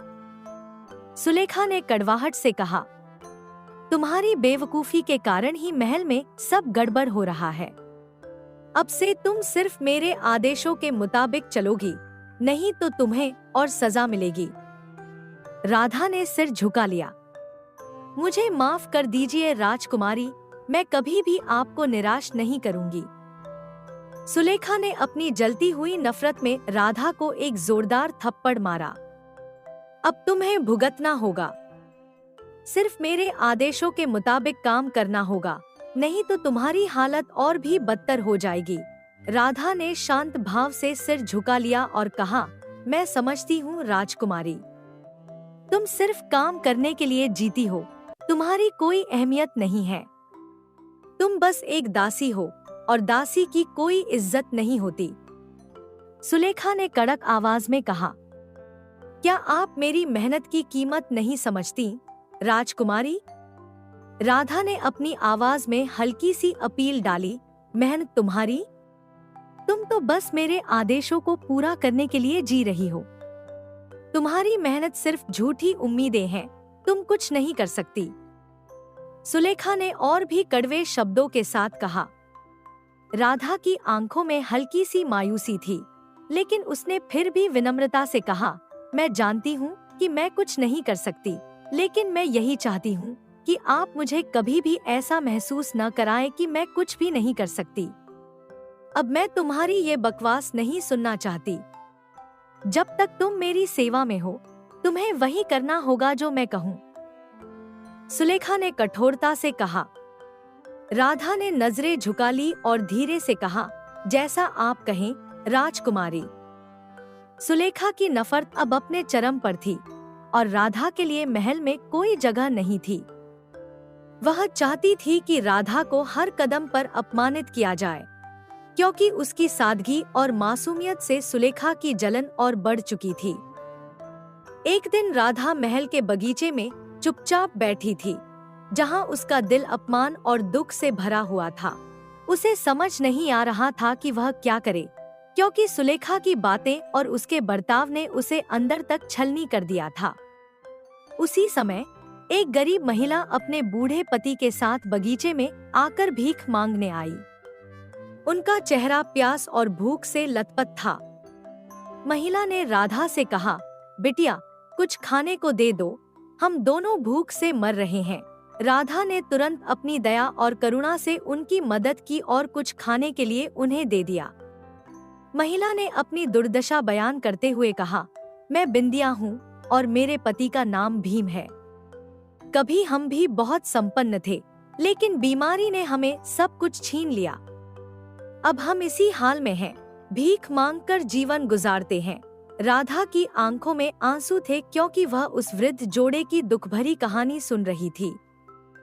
लेकिन राधा को यह नहीं पता था कि पास खड़ी सुलेखा, जो सब कुछ देख रही थी, उसकी हंसी रुक नहीं रही थी। जैसे ही बिंदिया और भीम वहां से चले गए, सुलेखा ने राधा को झिड़का, तुम्हें इन भिखारियों से इतनी सहानुभूति क्यों है? मुझे तो इन जैसे लोगों से सख्त नफरत है। अगली बार अगर वे यहाँ आए, तो मैं इन्हें और देखना नहीं चाहूंगी। राधा चुपचाप खड़ी रही, क्योंकि उसे यह समझ में आ गया था कि इस महल में उसे जितनी भी तिरस्कार और नफरत मिले, वह उसे अपने दिल में गहरे तक समेट कर रखेगी। कुछ दिन बाद बिंदिया फिर से महल आई। उसकी आंखों में कुछ अलग ही चमक थी। राधा से उसने कहा, बिटिया, मुझे तुम में मेरी खोई हुई बेटियों की झलक नजर आती है। जब भी तुम्हें देखती हूँ, मुझे अपनी बेटियों का ख्याल आता है। लगता है कि हम दोनों के बीच एक पुराना अटूट रिश्ता है। तुम अगर चाहो तो मुझे और मेरे पति को अपने घर बुला सकती हो। मुझे तुमसे और तुम्हारे पति से मिलकर खुशी होगी। राधा को बिंदिया की बातें बहुत गहरी लगी। उसने कहा, मैं कल अपने पति को लेकर आऊंगी। अगले दिन राधा महल के ऊपरी कक्ष की सफाई कर रही थी जब सुलेखा वहां आई। उसका दिल जलन और घृणा से भरा हुआ था। उसे यह सोचकर गुस्सा आ रहा था कि आदित्य अब राधा से प्रभावित हो सकता है। यह विचार उसके मन में घर कर चुका था कि राधा को हर हाल में महल से बाहर किया जाना चाहिए। जलते हुए गुस्से में सुलेखा ने कुछ सोचे बिना राधा को महल की ऊपरी छत से धक्का दे दिया। राधा नीचे गिर पड़ी और उसी पल उसकी जीवन की यात्रा समाप्त हो गई। उसका शरीर जमीन से टकराया और वह चुपचाप अपनी सांसों को छोड़ गई। उसी समय राधा के माता-पिता मोहन और आरती महल में आए तो उन्होंने अपनी बेटी का शव देखा और उसके पास जाकर फूट फूट कर रोने लगे। मोहन की आवाज में एक गहरी पीड़ा थी, मानो पूरी दुनिया उनके सिर पर टूट पड़ी हो। राधा मेरी बेटी, ये किसने किया? उनका दिल घुट रहा था और आंखों से आंसू बह रहे थे। तभी बिंदिया अपने पति भीम के साथ महल में आई। राधा को मरा हुआ देखकर बिंदिया भी नहीं संभल पाई। उसकी आंखों से आंसू थमने का नाम नहीं ले रहे थे। वह कांपते हुए बोली, मुझे हमेशा लगता था कि इसमें मेरी खोई हुई बेटी की झलक है, लेकिन आज उसे खो दिया। बरसों पहले मेरे पति ने हमारे दोनों बेटों को कूड़े में फेंक दिया था। यह सुनकर मोहन और आरती का चेहरा सफेद पड़ गया और उनके अंदर एक गहरी चुप्पी सी आ गई। मोहन ने बिंदिया से कहा, तुमने क्या कहा? बरसों पहले कूड़े के ढेर में 2 बच्चियां मिली थी। उनमें से एक को मैंने गोद लिया था, वो राधा थी। यह सुनकर बिंदिया के दिल में झंझावात मच गया। वह विश्वास नहीं कर पा रही थी कि राधा वही बच्ची थी जिसे उसने कभी अपनी बेटी समझा था। तभी जमींदार और अर्चना भी महल में आए थे और उनकी बातों को सुनते हुए वे चौंक गए। जमींदार ने कहा, हमने भी बरसों पहले कूड़े के ढेर से एक बच्ची को उठाया था और उसका नाम सुलेखा रखा था। सुलेखा, जो छत पर खड़ी यह सब सुन रही थी, अब खुद को रोक नहीं पाई। उसकी आंखों से आंसू झरने लगे और वह बेसुध होकर उन सब के सामने हाथ जोड़ते हुए बोली, मैंने अपनी सगी बहन राधा को मार दिया। मुझे माफ कर दो, मुझे माफ कर दो। उसका दिल दहला हुआ था और वह खुद को इस दर्दनाक सच्चाई से बाहर निकाल नहीं पा रही थी। वहीं भीम, जो पास खड़ा यह सब देख रहा था, अपने फैसले पर पछताने लगा। उसकी आंखों में पछतावे और शर्मिंदगी के आंसू थे। वह बार बार सोच रहा था, यह सब मेरी गलती है। अगर मैंने अपनी बेटियों को ना फेंका होता तो आज ये दिन नहीं देखना पड़ता। मुझे जीवन भर अपने पाप का पछतावा रहेगा। उसी समय राजकुमार आदित्य महल में आया और उसने यह दृश्य देखा। उसकी आंखों में आश्चर्य और आघात के भाव थे। वह घबराया हुआ था क्योंकि उसे इस दुखद घटनाक्रम के बारे में पूरी जानकारी नहीं थी। उसका दिल भी दुख से भर गया था क्योंकि उसे समझ में आ गया था कि इस छोटी सी गलती ने एक पूरा परिवार तोड़ डाला था। सुलेखा, जो अब पूरी तरह से टूट चुकी थी, राजकुमार आदित्य के पास जाकर अपनी गलती का अफसोस जताने लगी। उसकी आंखों में आंसू थे और दिल में एक अज्ञात भय और अपराध बोध का सागर समाया हुआ था। उसने आदित्य से कहा, मुझे माफ कर दो, मुझे नहीं पता था कि राधा मेरी सगी बहन है।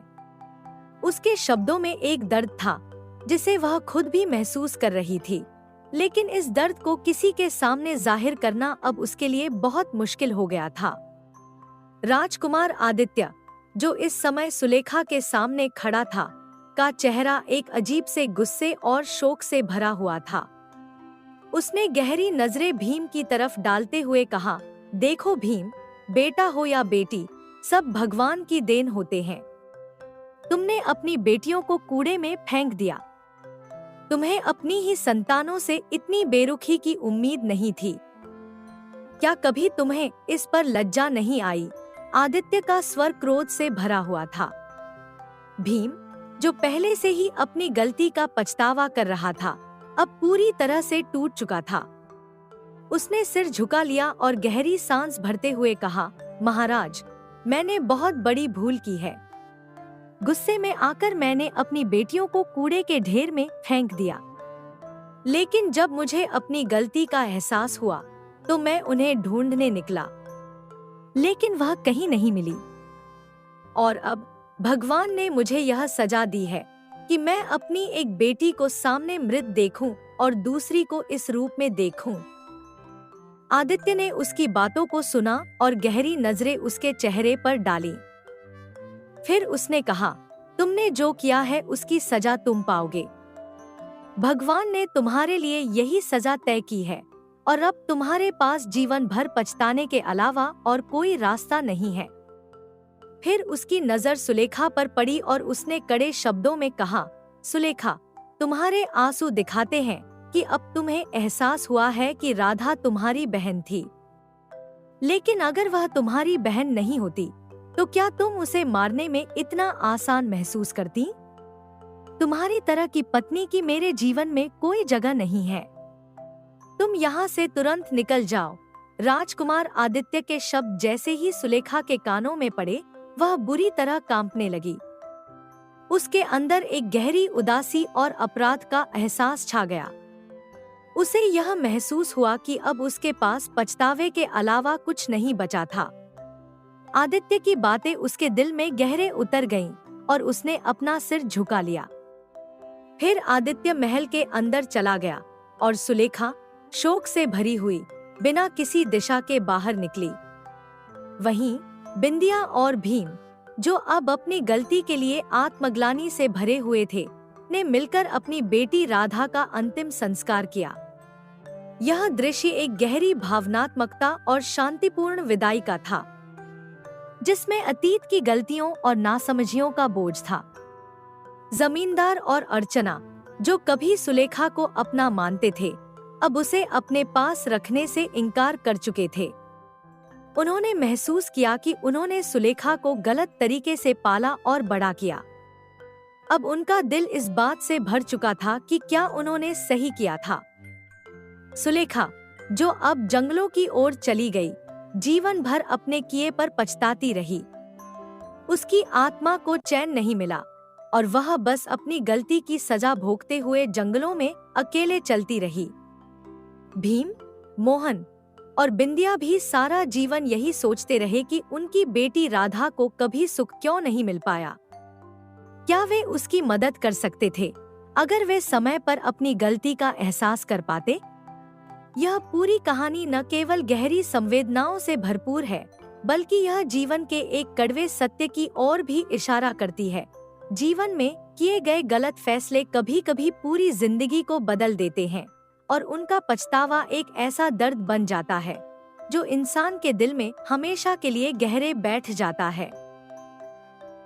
दोस्तों, एक और नई कहानी की ओर बढ़ने से पहले कृपया इस चैनल को सब्सक्राइब करके मेरा हौसला बढ़ाइए। तो शुरू करते हैं दिल को छू लेने वाली एक और कहानी। सूरज की पहली किरणों ने देवगढ़ गांव को जगाया।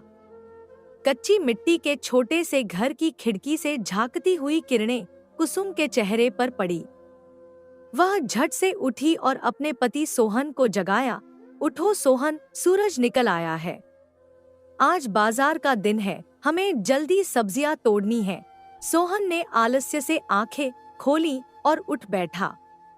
उसकी आंखों में थकान के निशान साफ झलक रहे थे। कुसुम, लगता है आज भी बारिश नहीं होगी। हमारा कुआं सूखा पड़ा है और सब्जियां मुरझा रही हैं। रतन सेठ के कुएं से पानी लेना पड़ेगा। कुसुम ने अपने पति के कंधे पर हाथ रखा। उसके चेहरे पर चिंता के बावजूद आशा की एक हल्की सी रेखा थी। फिक्र मत करो, मैंने कल ही उनसे बात कर ली है, वो हमें पानी लेने देंगे। देवगढ़ गांव में सोहन और कुसुम की पहचान मेहनती किसान की थी।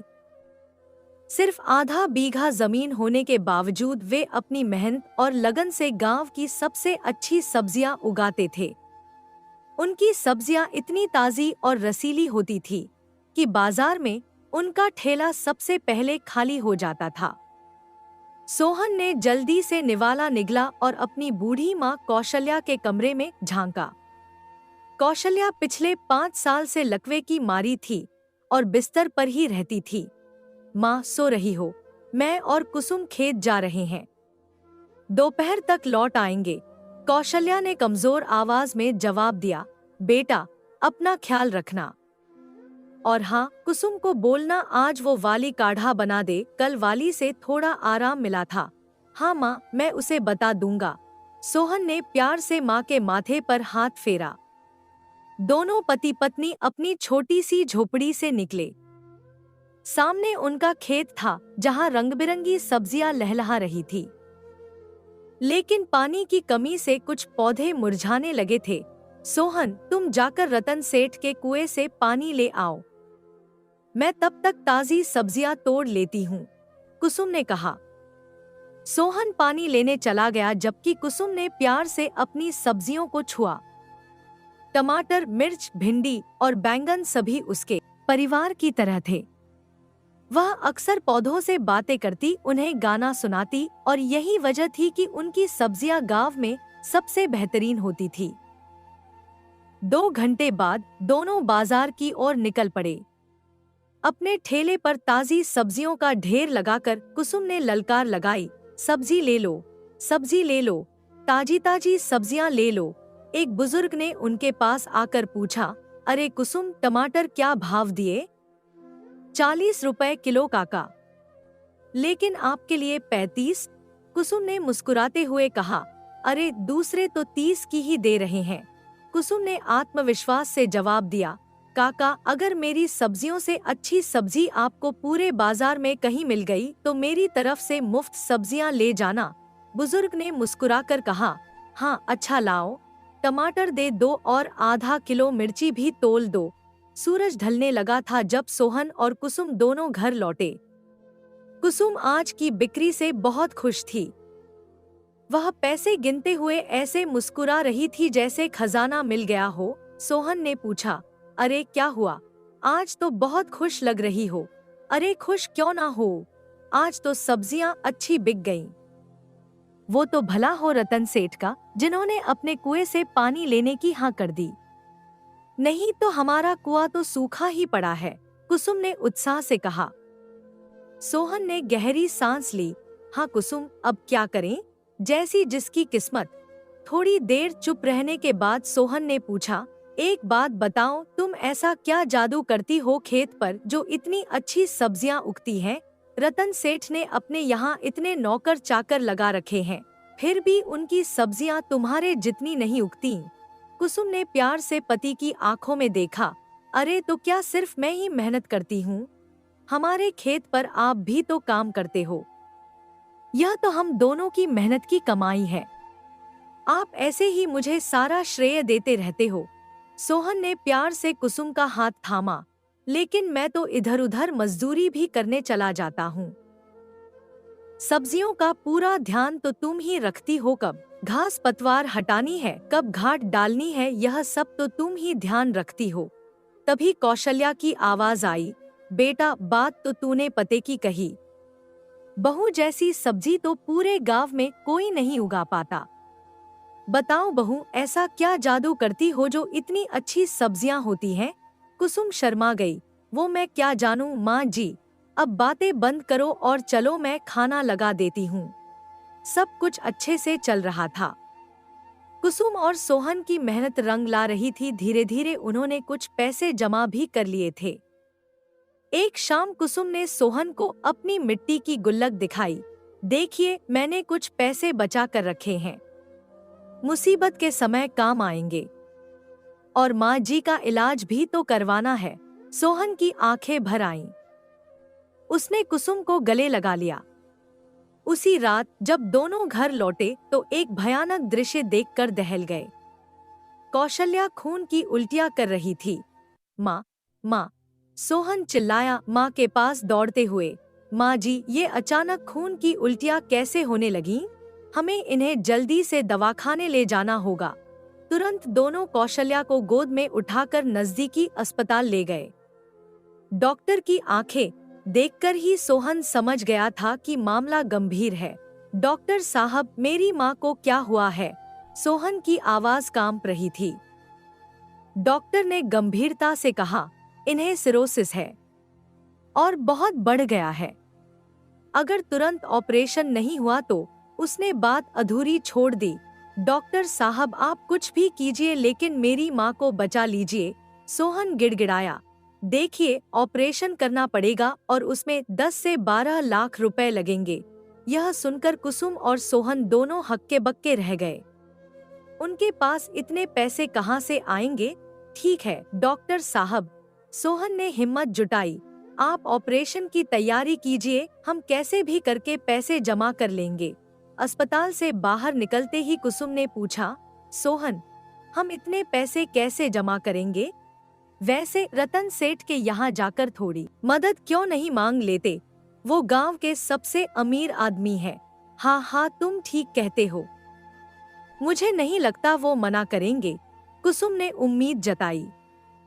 सोहन तुरंत रतन सेठ के बड़े से हवेली की ओर चल पड़ा। उसका दिल तेजी से धड़क रहा था। रतन सेठ गांव के मालिक से कम नहीं थे। उनकी 50 एकड़ जमीन थी, बड़ा व्यापार था और गांव में उनका वचन ही कानून था। सोहन ने दरवाजे पर दस्तक दी। रतन सेठ खुद आए। अरे सोहन, क्या हुआ? इतनी रात गए, सब ठीक तो है ना? उन्होंने पूछा, सोहन के चेहरे पर चिंता देखकर। सेठ जी, बड़ी मुसीबत में हूँ। माँ की तबीयत बहुत खराब है। डॉक्टर ने कहा है ऑपरेशन करना होगा और 10 से 12 लाख रुपए लगेंगे। मेरे पास इतने पैसे नहीं हैं। अगर आप मदद कर दे तो। सोहन की आंखें भर आईं। रतन सेठ ने सहानुभूति दिखाई। अरे यह तो बहुत बुरा हुआ, लेकिन कितने पैसों की जरूरत है तुम्हें?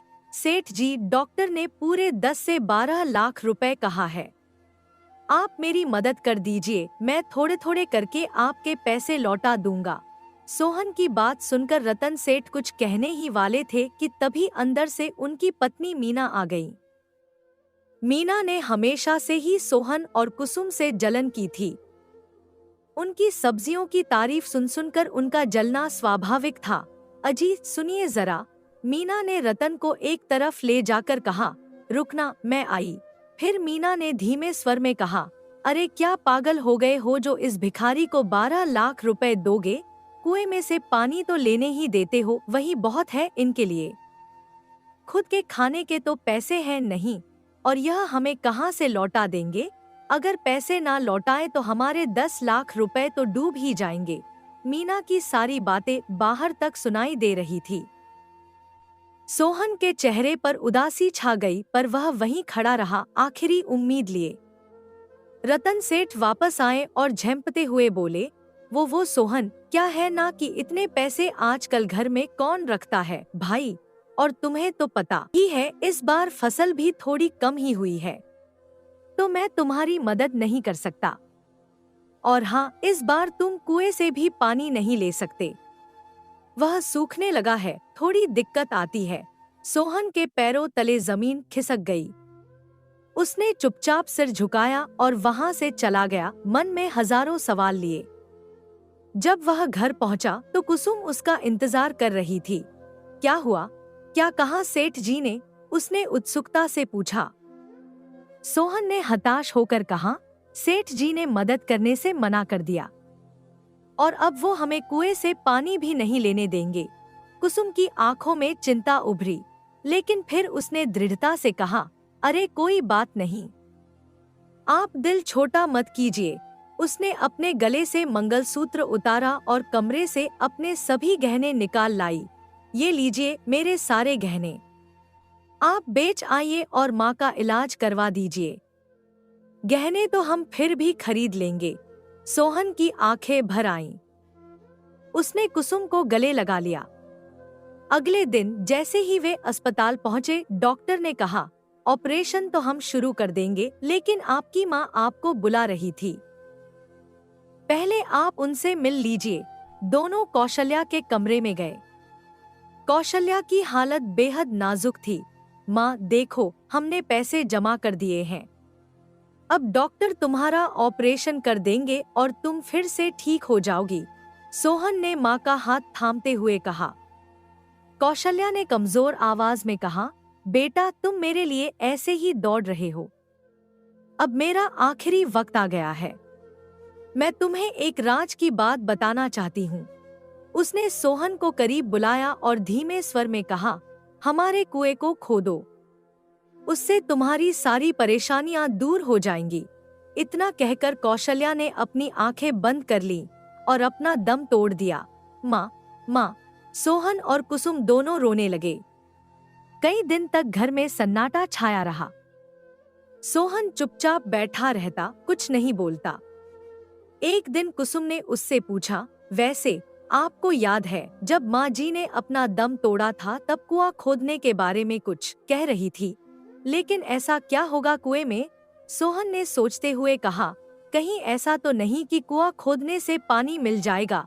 हाँ, हो सकता है कि कुआं खोदने पर हमें पानी मिल जाए और इसीलिए माँ ने कहा था कि हमारी सारी परेशानियां दूर हो जाएंगी। कुसुम ने उत्साह से कहा, हम उसे और ज्यादा क्यों नहीं खोद देते? कभी ना कभी तो उसमें से पानी आएगा ही। ठीक है, एक बार कोशिश कर लेते हैं, सोहन ने कहा, उम्मीद की एक हल्की किरण के साथ। अगले दिन से दोनों ने कुआं खोदना शुरू कर दिया। पूरे दिन वे खुदाई करते रहे, लेकिन पानी का कोई नामो निशान नहीं मिला। मुझे नहीं लगता इस कुएं में से पानी निकलेगा, सोहन ने निराशा से कहा। आज पूरे दिन से हम खुदाई कर रहे हैं, लेकिन कोई फायदा नहीं हुआ। कुसुम ने उसे हौसला दिया।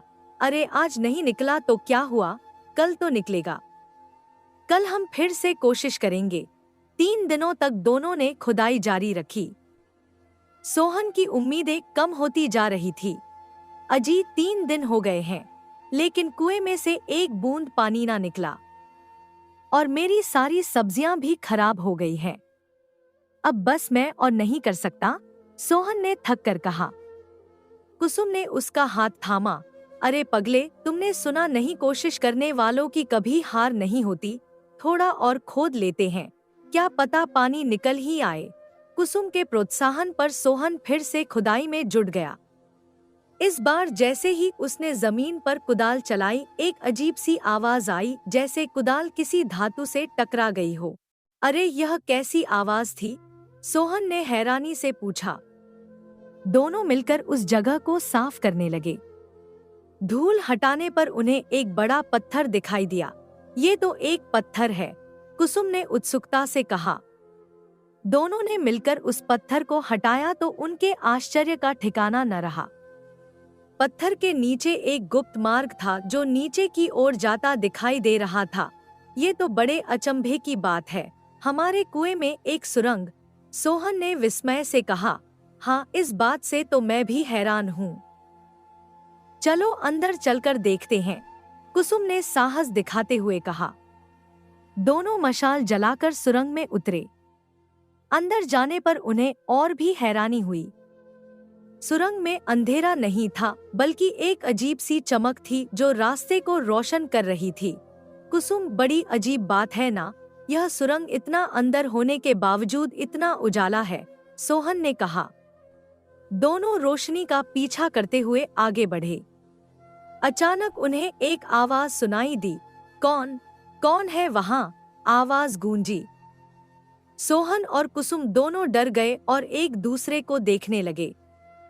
तभी उन्होंने देखा कि सामने एक बूढ़ा आदमी खड़ा है, जिसका कद काफी छोटा था और चेहरा अजीब सा था, जैसे कोई बौना हो। कौन हो तुम दोनों और यहाँ तक कैसे पहुँचे? बौने ने पूछा। सोहन ने हिम्मत करके कहा, मैं सोहन हूँ और यह मेरी पत्नी कुसुम। हम अपना कुआं खोद रहे थे जब हमें यह सुरंग मिली। पर आप यहाँ कैसे? बौने ने गहरी सांस ली और बैठने का इशारा किया। सुनो, बहुत साल पहले की बात है। एक बार मुझसे गलती से एक साधु बाबा की तपस्या भंग हो गई थी। उन्होंने गुस्से में मुझे श्राप दे दिया और मुझे बहुत बदसूरत बना दिया। सभी गांव वाले मुझे मारने के लिए मेरे पीछे पड़ गए।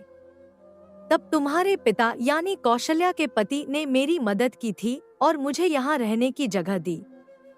तब से मैं यही हूँ। तो आप अभी तक जिंदा कैसे हैं? कुसुम ने हैरानी से पूछा। बौना मुस्कुराया, यहाँ कैद रहकर मैंने बहुत ध्यान किया है और अपने आप पर नियंत्रण कर लिया है। समय मेरे लिए थम गया है। सोहन के दिमाग में अचानक ख्याल आया, माँ ने आखिरी वक्त में कुएं को खोदने के लिए कहा था और कहा था कि इससे हमारी सारी समस्याएं दूर हो जाएंगी। क्या आप जानते हैं वे क्या कहना चाहती थी? बौने की आंखों में एक चमक आई। हाँ, मैं जानता हूँ और मैं तुम्हारी मदद कर सकता हूँ। उसने अपने मन में कुछ मंत्र पढ़े और अपने हाथ आगे किए। अचानक हवा में से एक चांदी का लोटा प्रकट हुआ और उनके सामने आकर रुक गया। ये लो, बौने ने लोटा सोहन को देते हुए कहा, इस लोटे में जादुई जल है। तुम इस जल को हाथ में लेकर कुछ भी मांगना और फिर उस पर इस जल को छिड़क देना, तो यह जल तुम्हारी इच्छा पूरी कर देगा। उसने गंभीरता से हाथ जोड़ा, लेकिन याद रखना, लालच में कोई चीज मत मांगना, क्योंकि अगर लालच में आकर तुम कुछ भी मांगोगे तो उसका हमेशा उल्टा ही परिणाम होगा। इतना कहकर बौना अचानक गायब हो गया, जैसे हवा में घुल गया हो।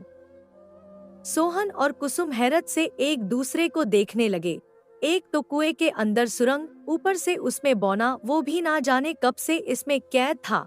मुझे तो ये सब बहुत अजीब लग रहा है, सोहन ने कहा, हाथ में लोटा थामे हुए।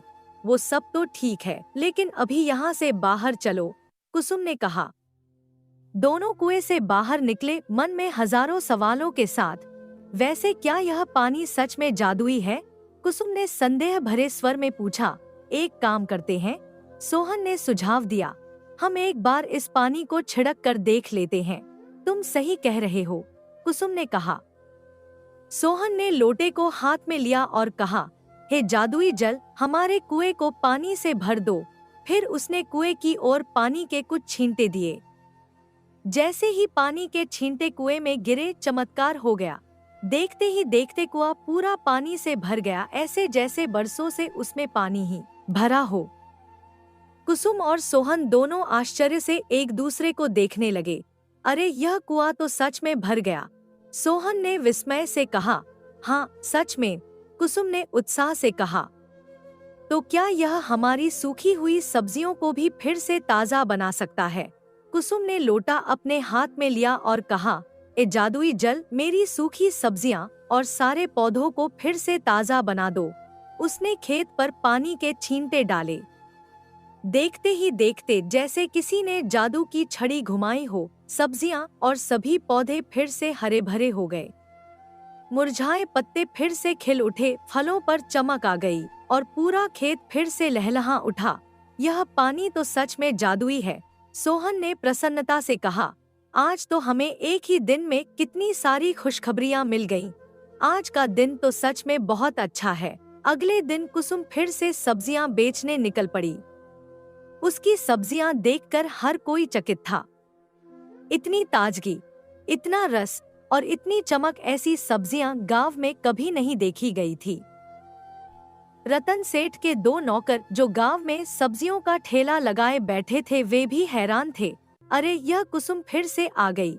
एक ने दूसरे से कहा, इसे तो सेठ जी ने पानी देने से मना कर दिया था ना। अरे भाई, सुना है कि दोनों पति पत्नी ने मिलकर कुआं फिर से खोदा और उस कुएं में से पानी निकल आया, दूसरे ने बताया। भैया, पर इसकी सब्जियां तो सारी खराब हो गई थी ना।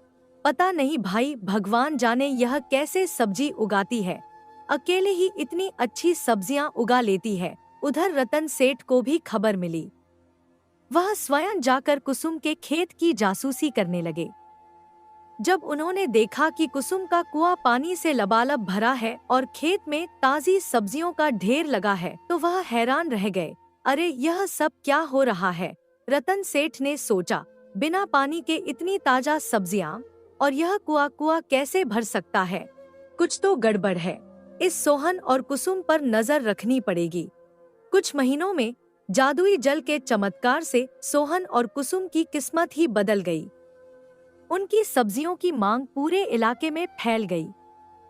पैसों से उनकी झोपड़ी एक अच्छे मकान में बदल गई और उनकी हालत दिन ब दिन सुधरने लगी।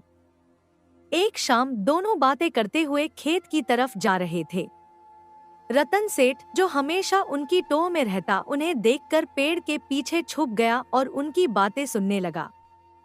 कुसुम ने खुशी से कहा, देखिए, कहाँ हम मामूली से सब्जी बेचने वाले थे और अब देखो जरा हमारी हालत दिन ब दिन सुधरती जा रही है। सोहन ने प्यार से उसका हाथ थामते हुए कहा, यह सब उस कुएं की सुरंग की वजह से हुआ है। अगर माँ ने हमें वह राज न बताया होता तो हम आज भी वहीं के वहीं होते। हाँ, सो तो है, कुसुम ने मुस्कुराते हुए कहा। कुसुम और सोहन अभी भी अपनी बातों में मगन थे और रतन सेठ उनकी सारी बातें सुन रहा था। अच्छा, तो ये दोनों उस कुएं के अंदर बनी हुई सुरंग में गए थे। रतन ने सोचा, हो सकता है कि सुरंग में बहुत सारा सोना हो। हाँ, मैंने ऐसी बहुत सारी कहानियाँ सुनी हैं जिसमें सुरंग के अंदर सोना होता है। उसने अपनी सोच को जारी रखा, मैं भी जाकर वहाँ का सारा सोना हड़प लूंगा। उसी रात जब गांव सो गया, रतन सेठ चुपके से सोहन के कुएं के पास पहुंचा। उसने कुएं का सारा पानी खाली कर दिया और मौका पाकर कुएं के अंदर उस सुरंग में उतर गया। अंधेरे में टटोलते हुए वह सुरंग में आगे बढ़ा। लालच के कारण उसकी आंखें चमक रही थी। यहाँ तो कुछ भी नहीं है, रतन ने निराशा से कहा। लेकिन वो दोनों अमीर कैसे बन सकते हैं? अचानक उसे एक हल्की सी चमक दिखाई दी। आगे बढ़ने पर उसे वही बौना दिखाई दिया। कौन है यहाँ पर? बौने ने पूछा। मैं, रतन, उसने गर्व से कहा, जैसे उसका नाम सुनते ही बौना उसके सामने झुक जाएगा। क्यों आए हो यहाँ पर? और तुम्हें यहाँ आने का रास्ता किसने बताया? उससे तुम्हें क्या? मुझे भी सोना दे दो। मुझे पता है कि कुसुम और सोहन दोनों तुम्हारी ही वजह से अमीर बने हैं, रतन ने आदेश देते हुए कहा। बौने की आंखों में एक अजीब सी चमक आई। वह समझ गया कि यह आदमी सिर्फ सोहन और कुसुम को देखकर यहाँ आया है और बहुत ही लालची है। उसने सोचा, इसका मतलब यह भविष्य में उन दोनों को नुकसान भी पहुँचा सकता है। मुझे इसे मजा चखाना पड़ेगा। ए बौने, तू मुझे सोना देता है या नहीं? रतन ने धमकी भरे स्वर में कहा।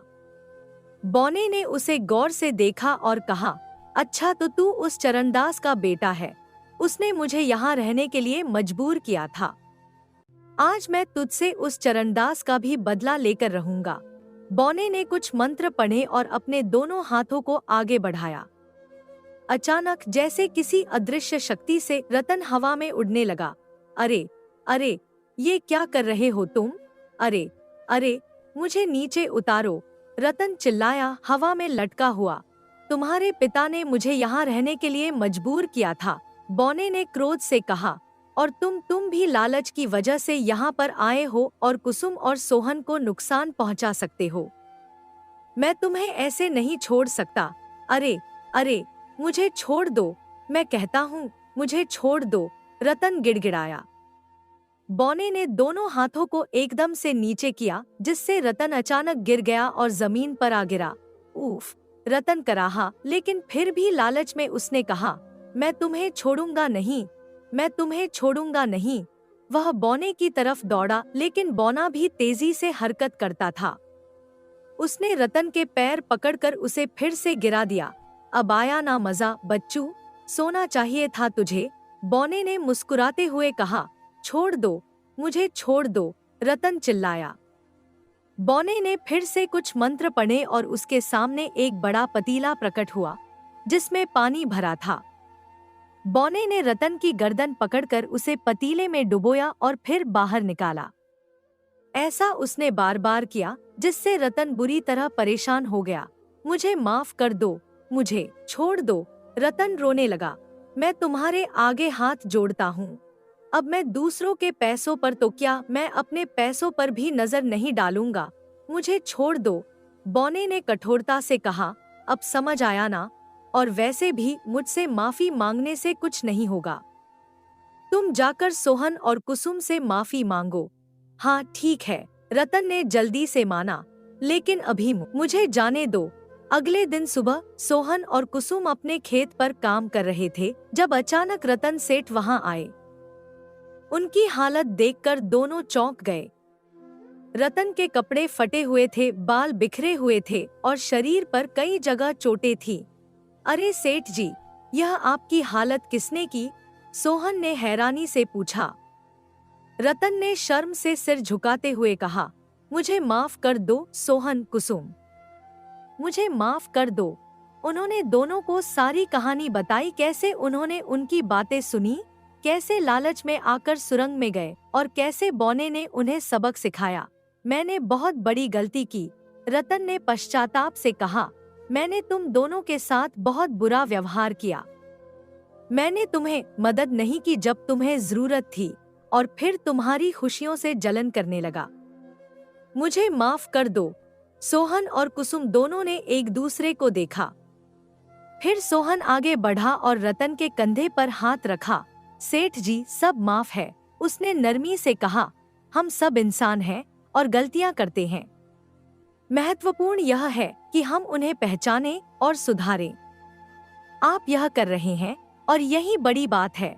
रतन की आंखें भर आईं। उन्होंने सोहन और कुसुम दोनों के पैर छुए। मैं तुम दोनों से वादा करता हूँ, उन्होंने कहा, अब से मैं गांव के हर व्यक्ति की मदद करूंगा।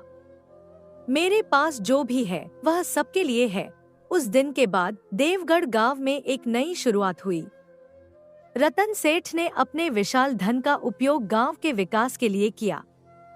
उन्होंने एक अस्पताल और स्कूल बनवाया, गरीबों को मदद दी और किसानों को बिना किसी स्वार्थ के अपने कुएं से पानी लेने दिया। सोहन और कुसुम भी अपनी सफलता में गांव वालों को साझीदार बनाते। वे अपनी जादुई खेती के रहस्य सबको सिखाते और जरूरतमंदों की हर संभव मदद करते। और वह जादुई लोटा, उसे उन्होंने कभी लालच के लिए इस्तेमाल नहीं किया। उन्होंने सिर्फ इसका उपयोग अच्छे कार्यों के लिए किया, सूखे के समय फसलों को बचाने के लिए, बीमारियों से लड़ने के लिए और गांव की जरूरतों को पूरा करने के लिए। लोग कहते हैं कि आज भी उस कुएं का पानी कभी नहीं सूखता और सोहन कुसुम के खेत हमेशा हरे भरे रहते हैं। और जब कभी कोई जरूरतमंद व्यक्ति उस कुएं पर आता है तो उसकी झोली कभी खाली नहीं जाती। दोस्तों, अगर आपको वीडियो अच्छी लगी हो तो जाने से पहले प्लीज इस वीडियो को लाइक और चैनल को सब्सक्राइब करते हुए जाइए। और हाँ, कमेंट में लिखकर जरूर बताएं कि आपको वीडियो कैसी लगी। धन्यवाद। हंसते रहिए, मुस्कुराते रहिए, लाइफ में मोटिवेटेड रहिए।